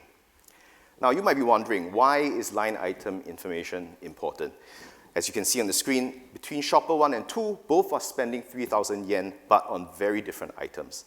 A customer who spends on necessities like laundry, UHT milk, detergent, versus a customer who's willing to spend a lot more on Wagyu beef, for example. And in summary, what I'm trying to say is the power of line item information tagged to shoppers is in essence what we want to deliver to both payment companies as well as to retailers. Now, talking a little bit about our business model. We have a very basic subscription business model per device on a monthly subscription basis to issue an unlimited number of digital receipts. Obviously, there are additional services that we can provide, namely smart AI planograms that help retailers lay out their store, additional data analytics, and loyalty programs. Now, just talking about loyalty programs, for example, if a shopper were to receive a digital receipt and decide that 10 points is not enough for them to sign up for membership today, what we are able to do for the retailer is to put the 10 points in the back burner, and when they've received the second, third, fourth receipt, to be able to tell the shopper that we're able to aggregate all their past points if they were to sign up today. Now, talking a little bit about the awards and recognitions that we've gotten. In March last year, we were one of the 7 recipients to have received the Tokyo Metropolitan Government Green Finance Subsidy. And in May of that year, we were one of the 7 companies that were selected for the Visa Accelerator program. And more recently, in December last year, as well as in January this year, we won the top prize in the Worldline e-Payments Challenge, as well as the Ginco Paytech Summit. Now, our team comprises 4 of us co-founders. We have experience in large corporates, investment banking, trading, and obviously in startups, software and hardware. With that, I would like to end my presentation, and I invite all of you to visit our booth outside to try how seamless it might be to receive a digital receipt from us yourselves. Thank you so much. Thank you very much. That was Mr. Zenron Chua, co-founder of Pi-xcels K.K.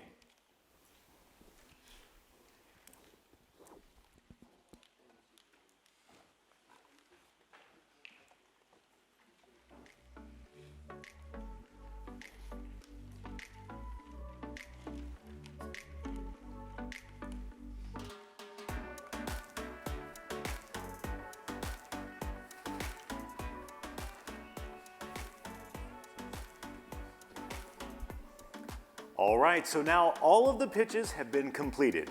Please vote for the Audience Award using the QR code on the screen or in your pamphlets. So please vote as soon as possible, and you can choose an international company and a Japanese company as well.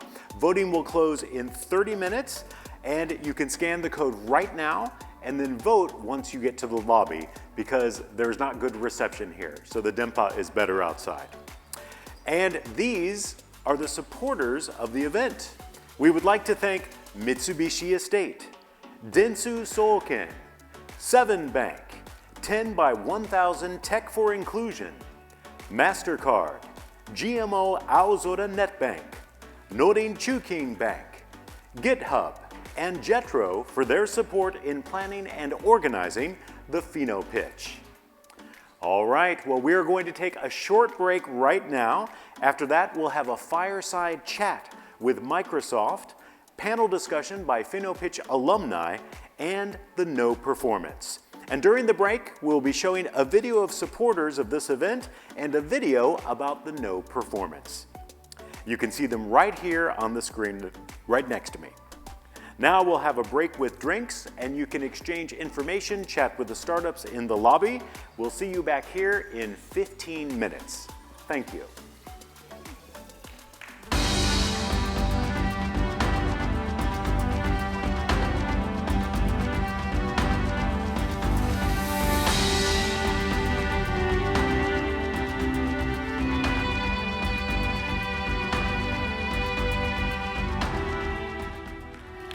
Welcome back, everyone. Well, it seems as though the awards of FINOPITCH have finally been decided.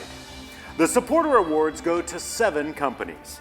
The audience award is determined by your votes, and it goes to 1 domestic and 1 international company. The grand prize also goes to 1 domestic and 1 international company. As I said before, award winners cannot come up to the stage from these steps.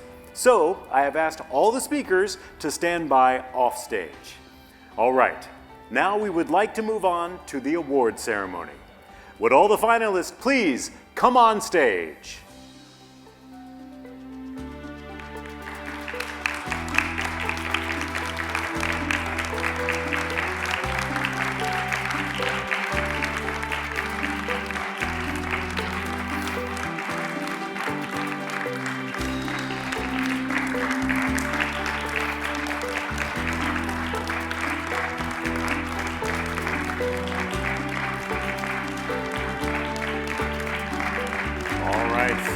People.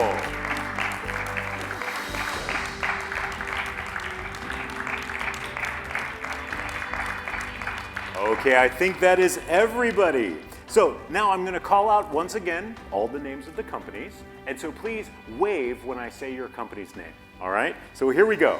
From outside of Japan, Bizbaz Partnership Limited from Singapore, Cino from Estonia, EchoX Digital from Hong Kong and Taiwan, Fresh Supply Company from Australia, Hummingbird Regtech Incorporated from the United States, Icosa Computing from the United States, IOL Incorporated from the Philippines, KRIP Limited from Hong Kong, MoneyStation from South Korea, Nanoinsure Technology Limited from Hong Kong, and zkMe from Hong Kong.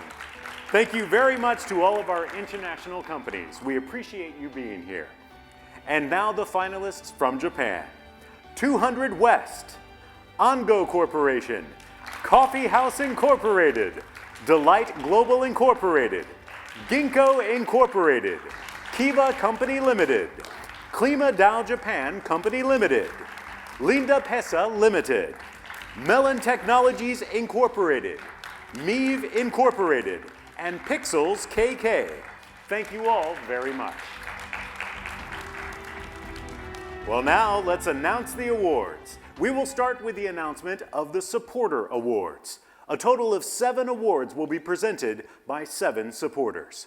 The first supporter is GitHub. Mr. Kenji Tsunoda, please come up to the stage.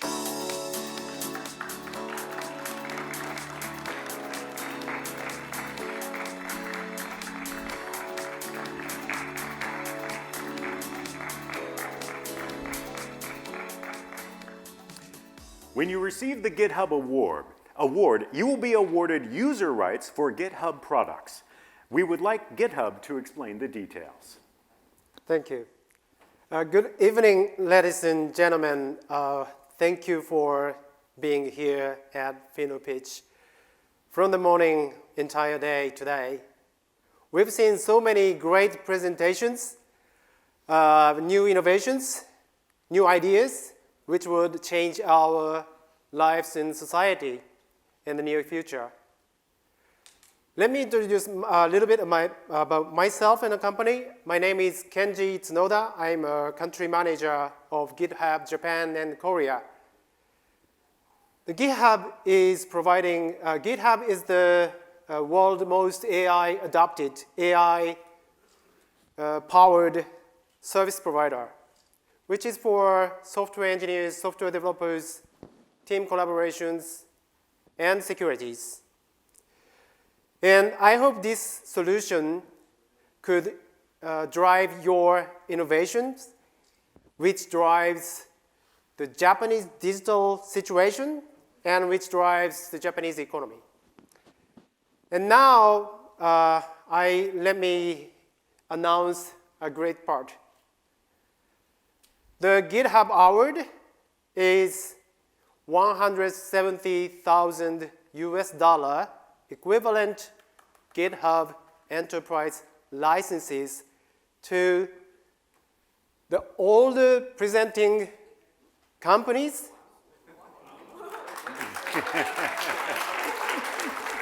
And the GitHub enterprise platform is the world's most used development environment, which is leveraged by Microsoft and also 100 million users. Please congratulate all the winners. Thank you very much. Congratulations. All right, thank you very much. Now, because there are so many people, all of you won, so we're going to ask Cino, who traveled the furthest from Estonia, to receive the award on all of your behalf. So Cino, would you please come on up? All right, there we go. And you'll be given an award and a photograph will be taken. And we'll pause for a photograph. Very nice. Congratulations. And now we'll have another photograph with the plaque, I believe.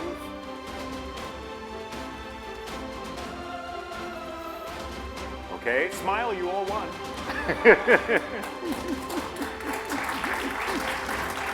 Congratulations. All right, thank you very much, Cino and GitHub.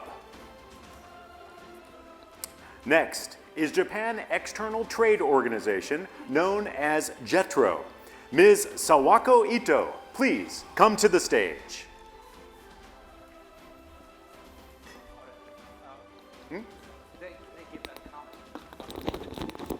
Oh, I didn't ask Chino-san, right? Okay. So I believe, do you mean Chino-san? Yeah, I didn't ask Chino-san for a comment about the, okay, so where are you? There you are. Hi. Do you want to give us a little comment? About the award? Sure. Yes. You're speaking for everybody. Oh my God, okay guys. Well, we all, I think, use GitHub, right? I mean, we definitely use it. Yeah, I think everyone uses it. So it's sugoi, right? In Japanese, amazing to receive this. Definitely will help us all out. And I mean, it's amazing. I've never heard a company give awards to everyone. So I think we're all phenomenally happy about that. So thank you so much. Thank you. Thanks. Excellent. All right, and extra points for the correct use of sugoi. Nicely done. All right, so now it is time for the Japan External Trade Organization, known as JETRO, and Ms. Sawako Ito-san, I believe you're right here. Yes, so you're close. When you receive the JETRO Award, you will be recognized as a JETRO Special Support Company, and support for international expansion will be provided. And now we are pleased to announce our Supporter Award. The JETRO Award goes to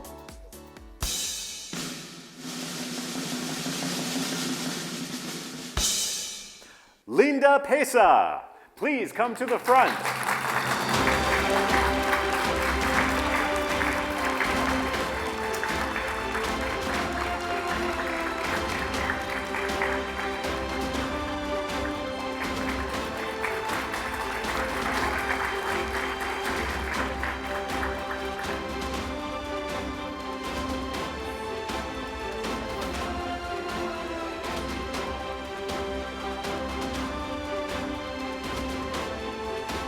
All right, now Ms. Ito, please tell us the reason for the award.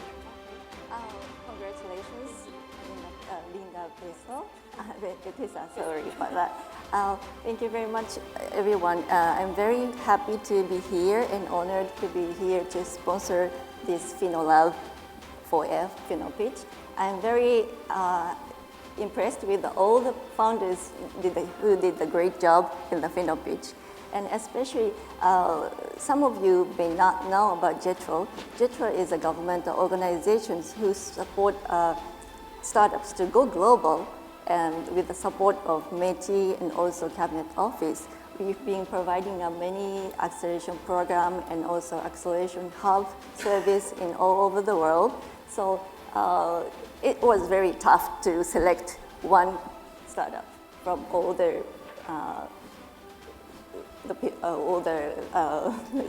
founders, but especially with the pitch, after all we heard about Linda Pesa, I really felt the potential market for the last frontier in Africa, and we really express our, how can I say, we'd like to support more in the going global to the, not only the Tanzania, but also outside of the Tanzania and all over the world.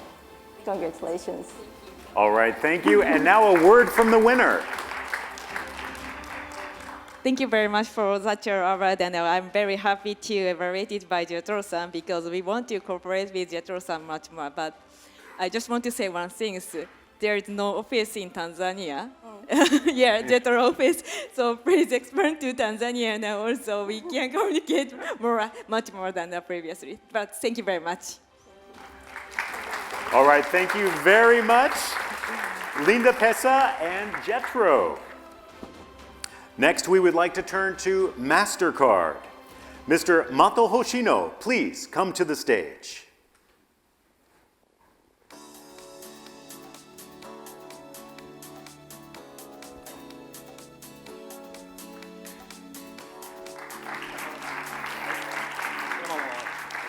And now we are pleased to announce our third supporter award. And the MasterCard award goes to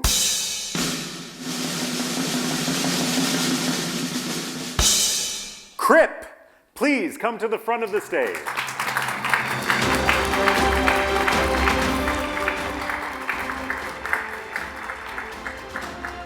Congratulations.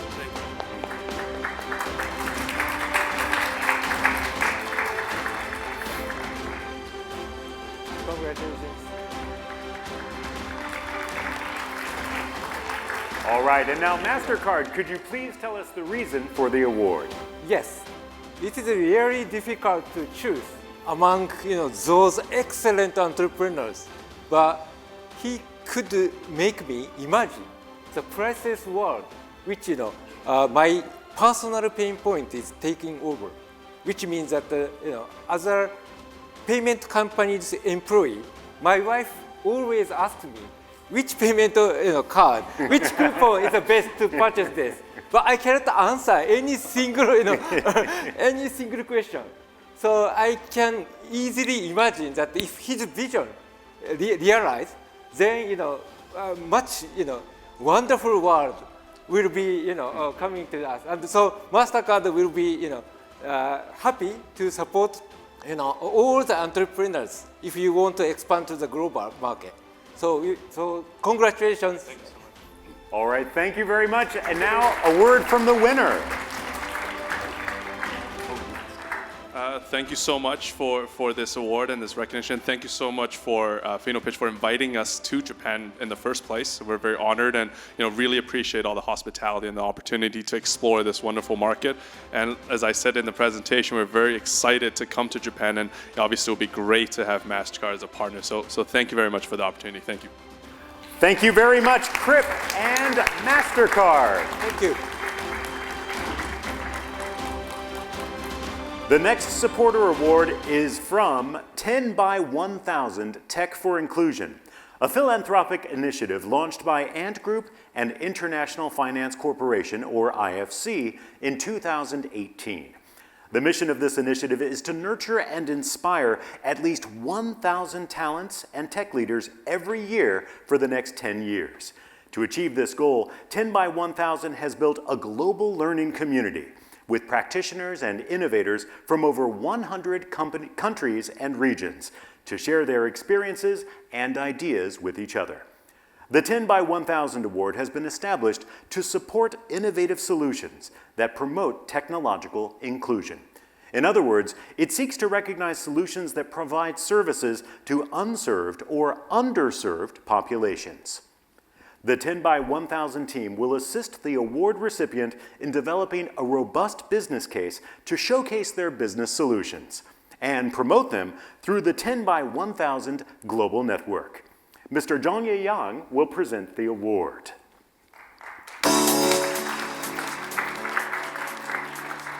Now we are pleased to announce our fourth supporter award. The 10 by 1000 Tech for Inclusion Award goes to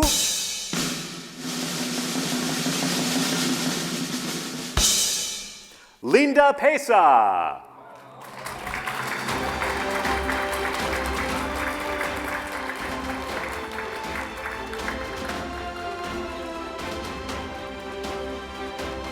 And we'll get a photograph of you, Pat.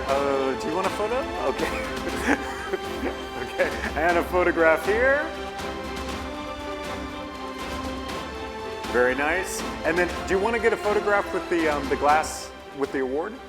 with the award. グラスのやつ写真撮れなかったけど。Do you want to take a? Yeah. It's okay. Oh, it's okay? All right. 大丈夫。Okay, I just want to make sure we get our photos. It's very important. Okay, so now a word about why you awarded this to them. Sure, and first of all, it's my honor to be here to grant this award to Linda Pesa. And as MC has already introduced, 10 times 1,000 is a philanthropic community that built for digital practitioners and also innovators to really drive the digital economic growth. So, among all these excellent startups, the reason we chose Linda Pesa is because it matches the 3 criteria that we set. First, it's an innovative idea that can be implemented. I believe everyone here can do that. And second thing, it is a tech for inclusion. Basically, it serves underserved and unserved populations. And last but not least, the reason is because it has a very strong synergies with our community, where we have a fast-growing community base in Africa. And I do believe what Linda Pesa is doing can really bring the value and inspirations to the African communities and also our learners from other parts of the world. So congratulations. Yeah, thank you very much. And it's well done, everyone. All right. And now let's have a word from the winner. Thank you very much for such a great award, and I'm very happy to evaluate it by your companies, and we can accelerate the African business with us, and let's go to Africa. Anyway, thank you very much. All right, thank you, Linda Pesa and 10 by 1,000 Tech for Inclusion. The next supporter award is from 7 Bank Limited. Mr. Kinjiro Nishi, please come to the stage.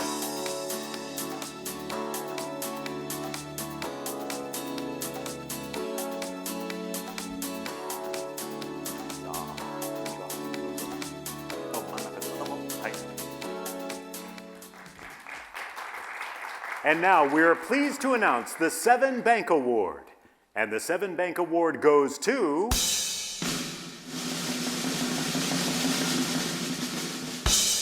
Meave. Please come to the front of the stage.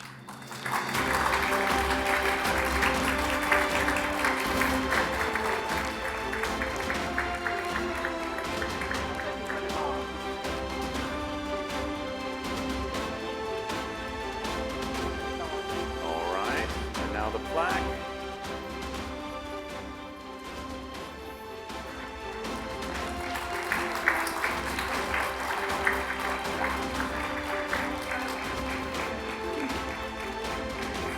Okay, now 7 Bank, could you please tell us the reason for the award? すみません、毎年日本語で。いえ、大丈夫。翻訳しないよ。はい。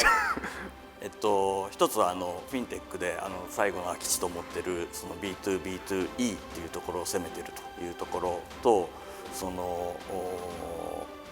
ちょっとアプリ見せていただいたんですけども、シャッフルランチとかこういうエンゲージメントをこう意識してる仕掛けが入ってるところと、あと決済だと儲かりにくいんですけど、きっちり B から取るマネタイズの仕掛けがあるというところで素晴らしいプロダクトだなというふうに思いました。あと我々食を提供しているセブンイレブンがございますので、ぜひセブンイレブンを使っていただけるのかなというふうに思いました。おめでとうございます。All right, and now a word from the winner. 僕も日本語で。まずは今回こんな賞をいただいて非常に嬉しいです。今回賞をいただけるとしたら絶対セブン銀行さんからやろうなと思っていたので、まさか本当にその通りになるとはと思ってます。で、評価いただけたことは非常に嬉しいですし、でもやっぱり事業でここからよりグロースしてその成長を持って、今回のこの証明といいますか、この事業が正しかったことを皆さんに示したいなと思ってますので、これからもっと頑張っていきたいと思います。ありがとうございます。Thank you very much, Meave and 7 Bank. The next supporter award is from Dentsu Soken Incorporated. They have been supporting the pitch contest for more than a decade, from the days of ISID. Mr. Hideki Sato, please come to the stage.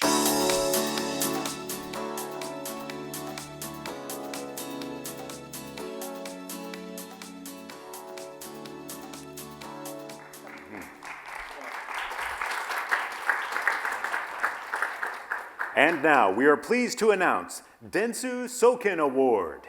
The Dentsu Soken Award goes to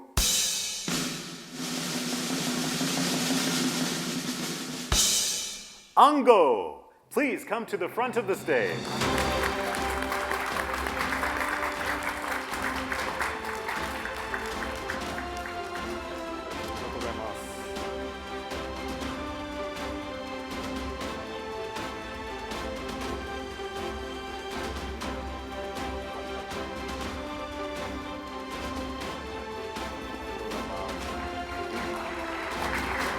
Down.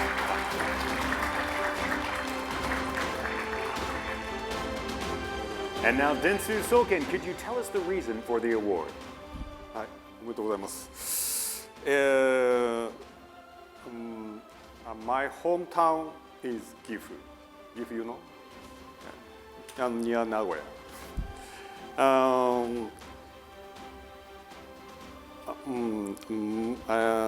There are many Akiya in Gifu. I was impressed by the effort to solve Japan's social problem, Akiya, from a Dao perspective. I think ANGO changed Japan. Congratulations. I press right. All right, and now a word from the winner.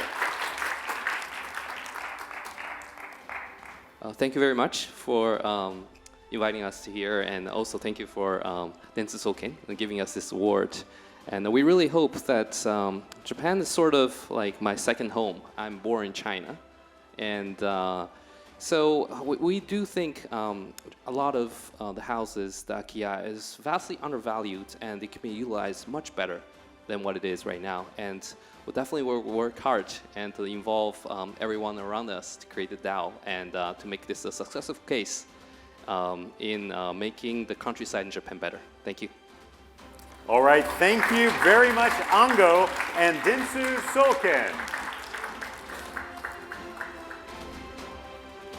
Next, we will announce our next supporter award. Mr. Yoshiyuki Hiraguchi of Mitsubishi Estate Company Limited, please come to the stage.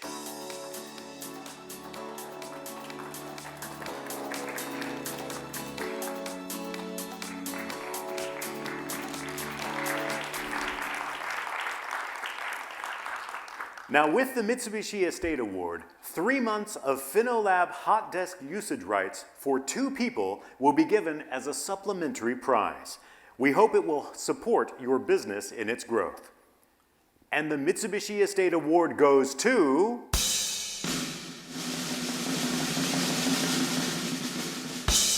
Cino. Please come to the front of the stage.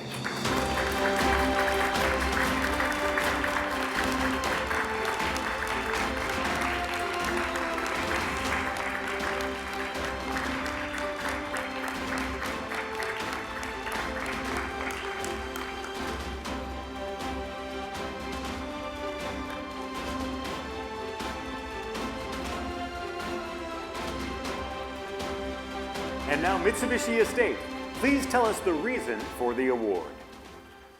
Yes, Mitsubishi Estate runs innovative spaces and communities that are filled with 150 startups from Japan and overseas.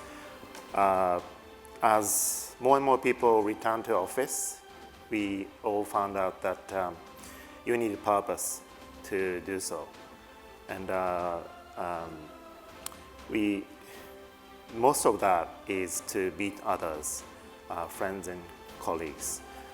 We believe solutions and product that Cino provides helps. We like that it helps reduce the friction and saves times for everyone. And hopefully with that time saved, as a property company, we like to see people enjoy more time offline and be next to person who are important. Cino, congratulations. All right, thank you. And now a word from the winner.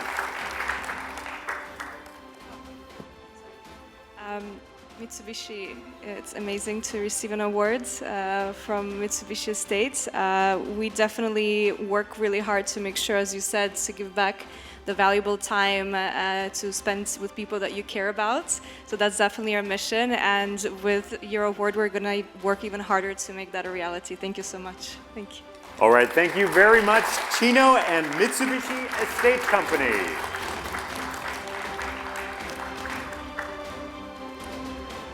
Well, all of the supporter awards have been announced. A big congratulations to all of our winners.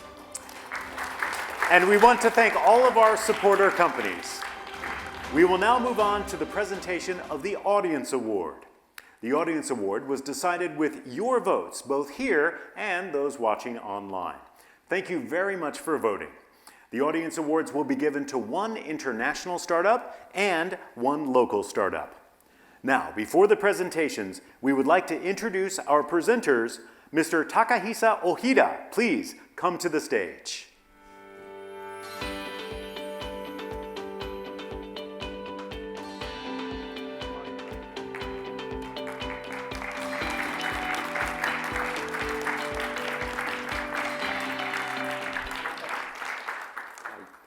And now for the announcement. The FINOPITCH 2024 International Audience Award goes to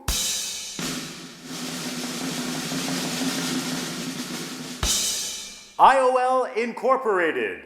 Please come to the front of the stage.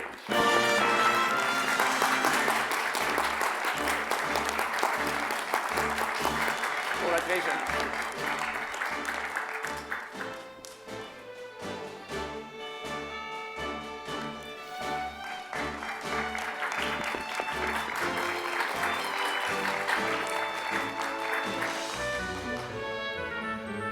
And now the panel.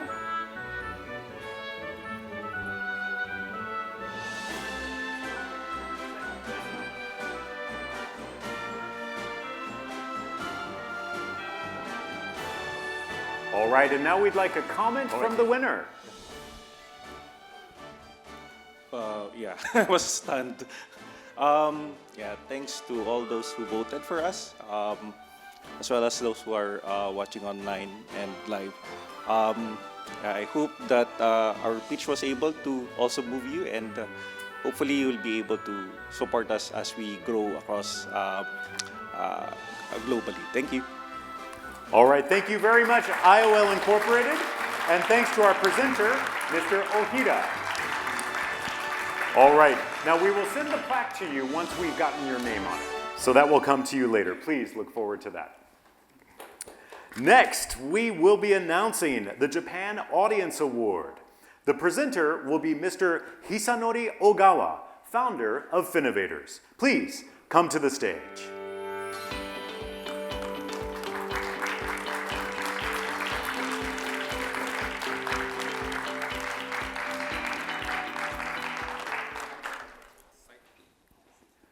And the FINOPITCH 2024 Japan Audience Award goes to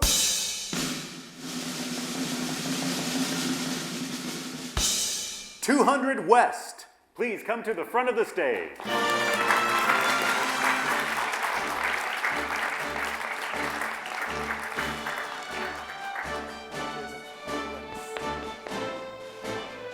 And 写真撮りましょう。あるよ。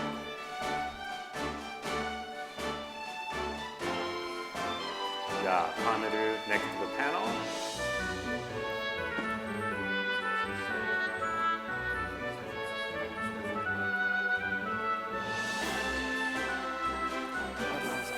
All right, and now could we get a comment from the winner, please? Thank you very much. I'll take this as a sign of encouragement to push forward and go beyond. So thank you very much. All right, thank you. Congratulations, 200 West. And thank you to our presenter, Mr. Ogawa. Finally, we will announce the International Grand Prize from amongst the finalists. The presenter for the International Grand Prize will be Mr. Tetsuo Ida, founder of Finovators. Please come to the stage.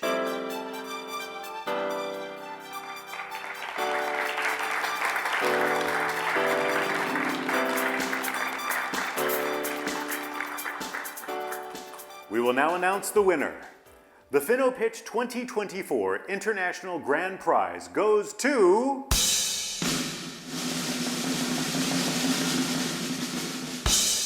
Hummingbird Regtech. Please come to the front of the stage.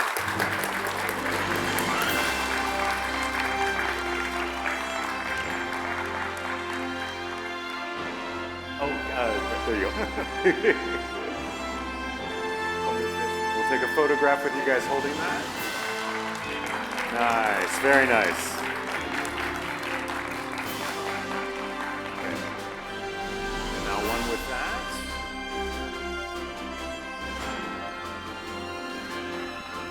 All right. Now could we have a comment from the winner?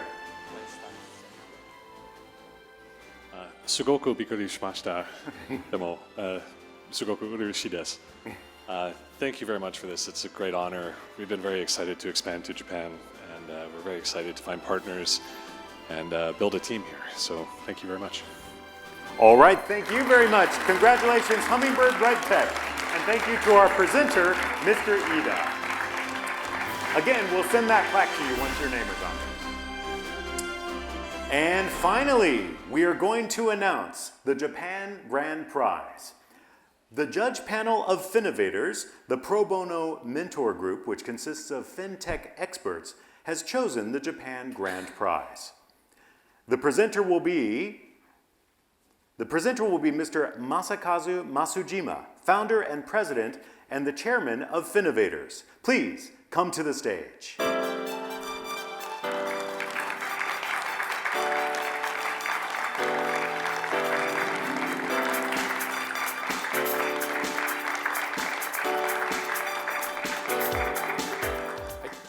We will now announce the winner.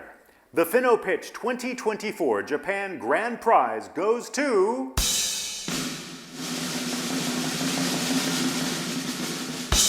ANGO. Please come to the front of the stage.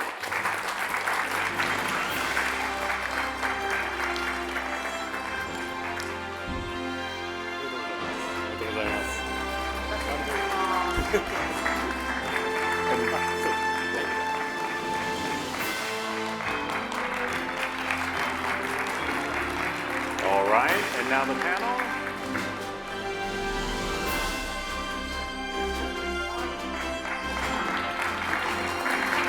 All right, now could we have a comment from the winner, please? Wow, thank you very much. It's great that we got the 2 prizes today, one supporter prize and the grand prize. And I'm really excited that we get so many supporters that actually are looking forward to the success of our project. And we'd like to invite all our supporters to join our DAO, of course. And we hope that we can really make social impact and make really positive social impact and change Japan and also change the world. Thank you very much. All right, thank you very much, ANGO. Congratulations. All right, and thank you very much. Next, we will also, so now we've announced all of the winners of FINOPITCH 2024, and we would like to receive an overall review on behalf of the judge panel from Mr. Masujima.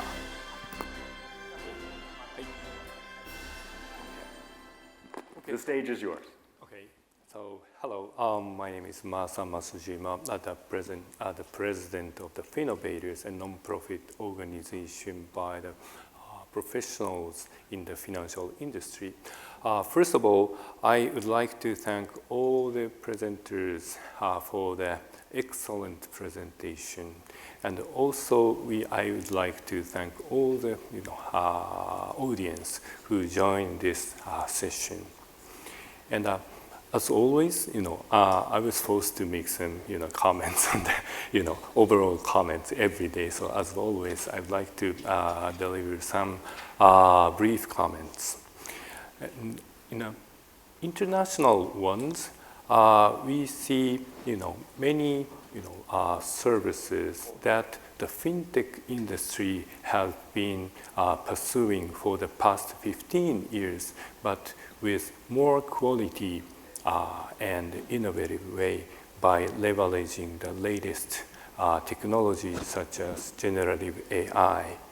So I would say that the competition phase in the fintech side would be to the phase of just releasing the innovative services itself to the phase of delivering more better services, high quality services with faster speed or more accurate or with more deep insight. From the judge's perspective, however, we kind of found it a little bit difficult to evaluate too much to what extent the services have enhanced as compared to the existing fintech services. So it would have been nice if we have had a chance to have some more like a data or stats that shows the quality of the services as compared to the existing fintech services.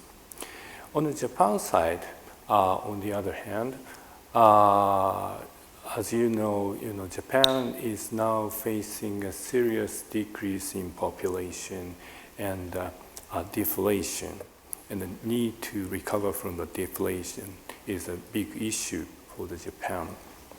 And domestic presenters overall try to address these social issues. These issues are probably the domestic, specific, but at the same time very serious, and we need to resolve this issue, as soon as possible.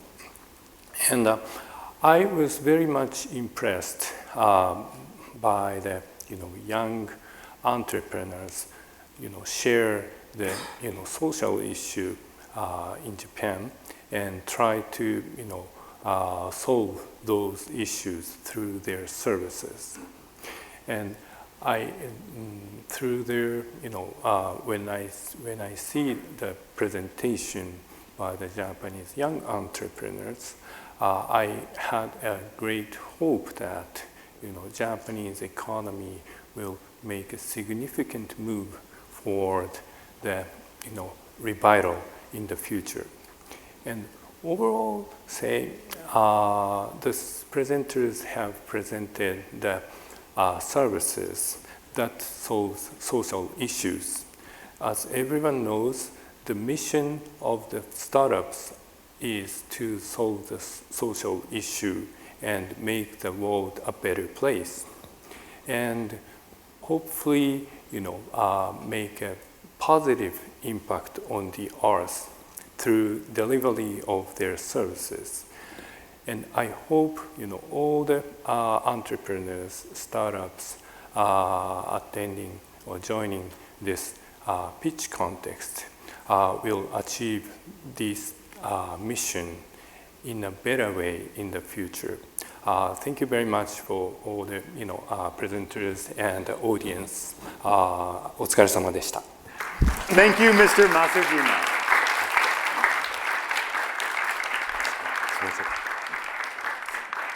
Finally, Mr. Shibata, head of FinoLab, has some words for us to conclude today's event.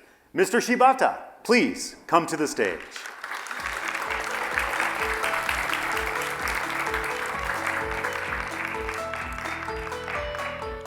So we're very relieved to have the whole event finished. Because we've been running this pitch event for more than 10 years, but this is our first attempt to come to a place like this. And having a venue, no theater, was a big challenge for us. We were not quite certain whether we can really arrange things in order, but we were able to do it. And thanks to all the finalists, and congratulations to some of the winners. Some had a couple of wins, and some got at least one. So congratulations. And also, they should be very proud of the fact that they came here as a finalist, because this year we had application from many startups, and it was very hard for us to choose the finalist. So the fact that they are here, they are selected above certain standards. And in order to organize this event, we've been supported by many people. And first of all, we would like to thank our supporters, Mitsubishi Estate, Dentsu Soken, and Seven Bank, MasterCard, 10 by 1000, and Jetro, GMO, Aozora Bank, NetBank, and Norin Chuking Bank, and GitHub. And these people contributed immensely to organize this event. And also, we would like to thank Kanze No Theater here, because it was quite difficult for us to make them understand that this event is something special, and it would not hurt the tradition of Japanese performing arts. And for the purpose of appealing to the international world that Japan has a tradition and also new innovation challenges. They were very understanding to make this happen. So thank you very much. And also, we would like to thank some of the people engaged in this organization. So Event Ranger, 4Vision, and also staff of the FinoLab. We worked very hard to make this happen. It's simply not the same from the previous year. Everything was different, and as you can see, all of us need to wear this white socks, tabi, on the stage, and we had to make sure that everybody has this socks, and also not to walk around certain areas. And this backstage is quite amazing. Even for Japanese, it is very rare to come up on the stage like this or to see the backstage, and also to see the actual performance. I think some of Japanese audience, it was the first time for them. And I think some of you from outside of Japan, you really enjoy the performance. So thank you very much, and please remember that we are working on this every year, and I hope you would pass on the word to other people that we're doing this, and if you come to know any startup who would like to challenge Japan market, please recommend FINOPITCH. So thank you very much. All right, thank you, Mr. Shibata. And with this, we would like to conclude FINOPITCH 2024. We hope to see you again next year. At this time, we're going to say goodbye to all of our friends online. Thank you for watching.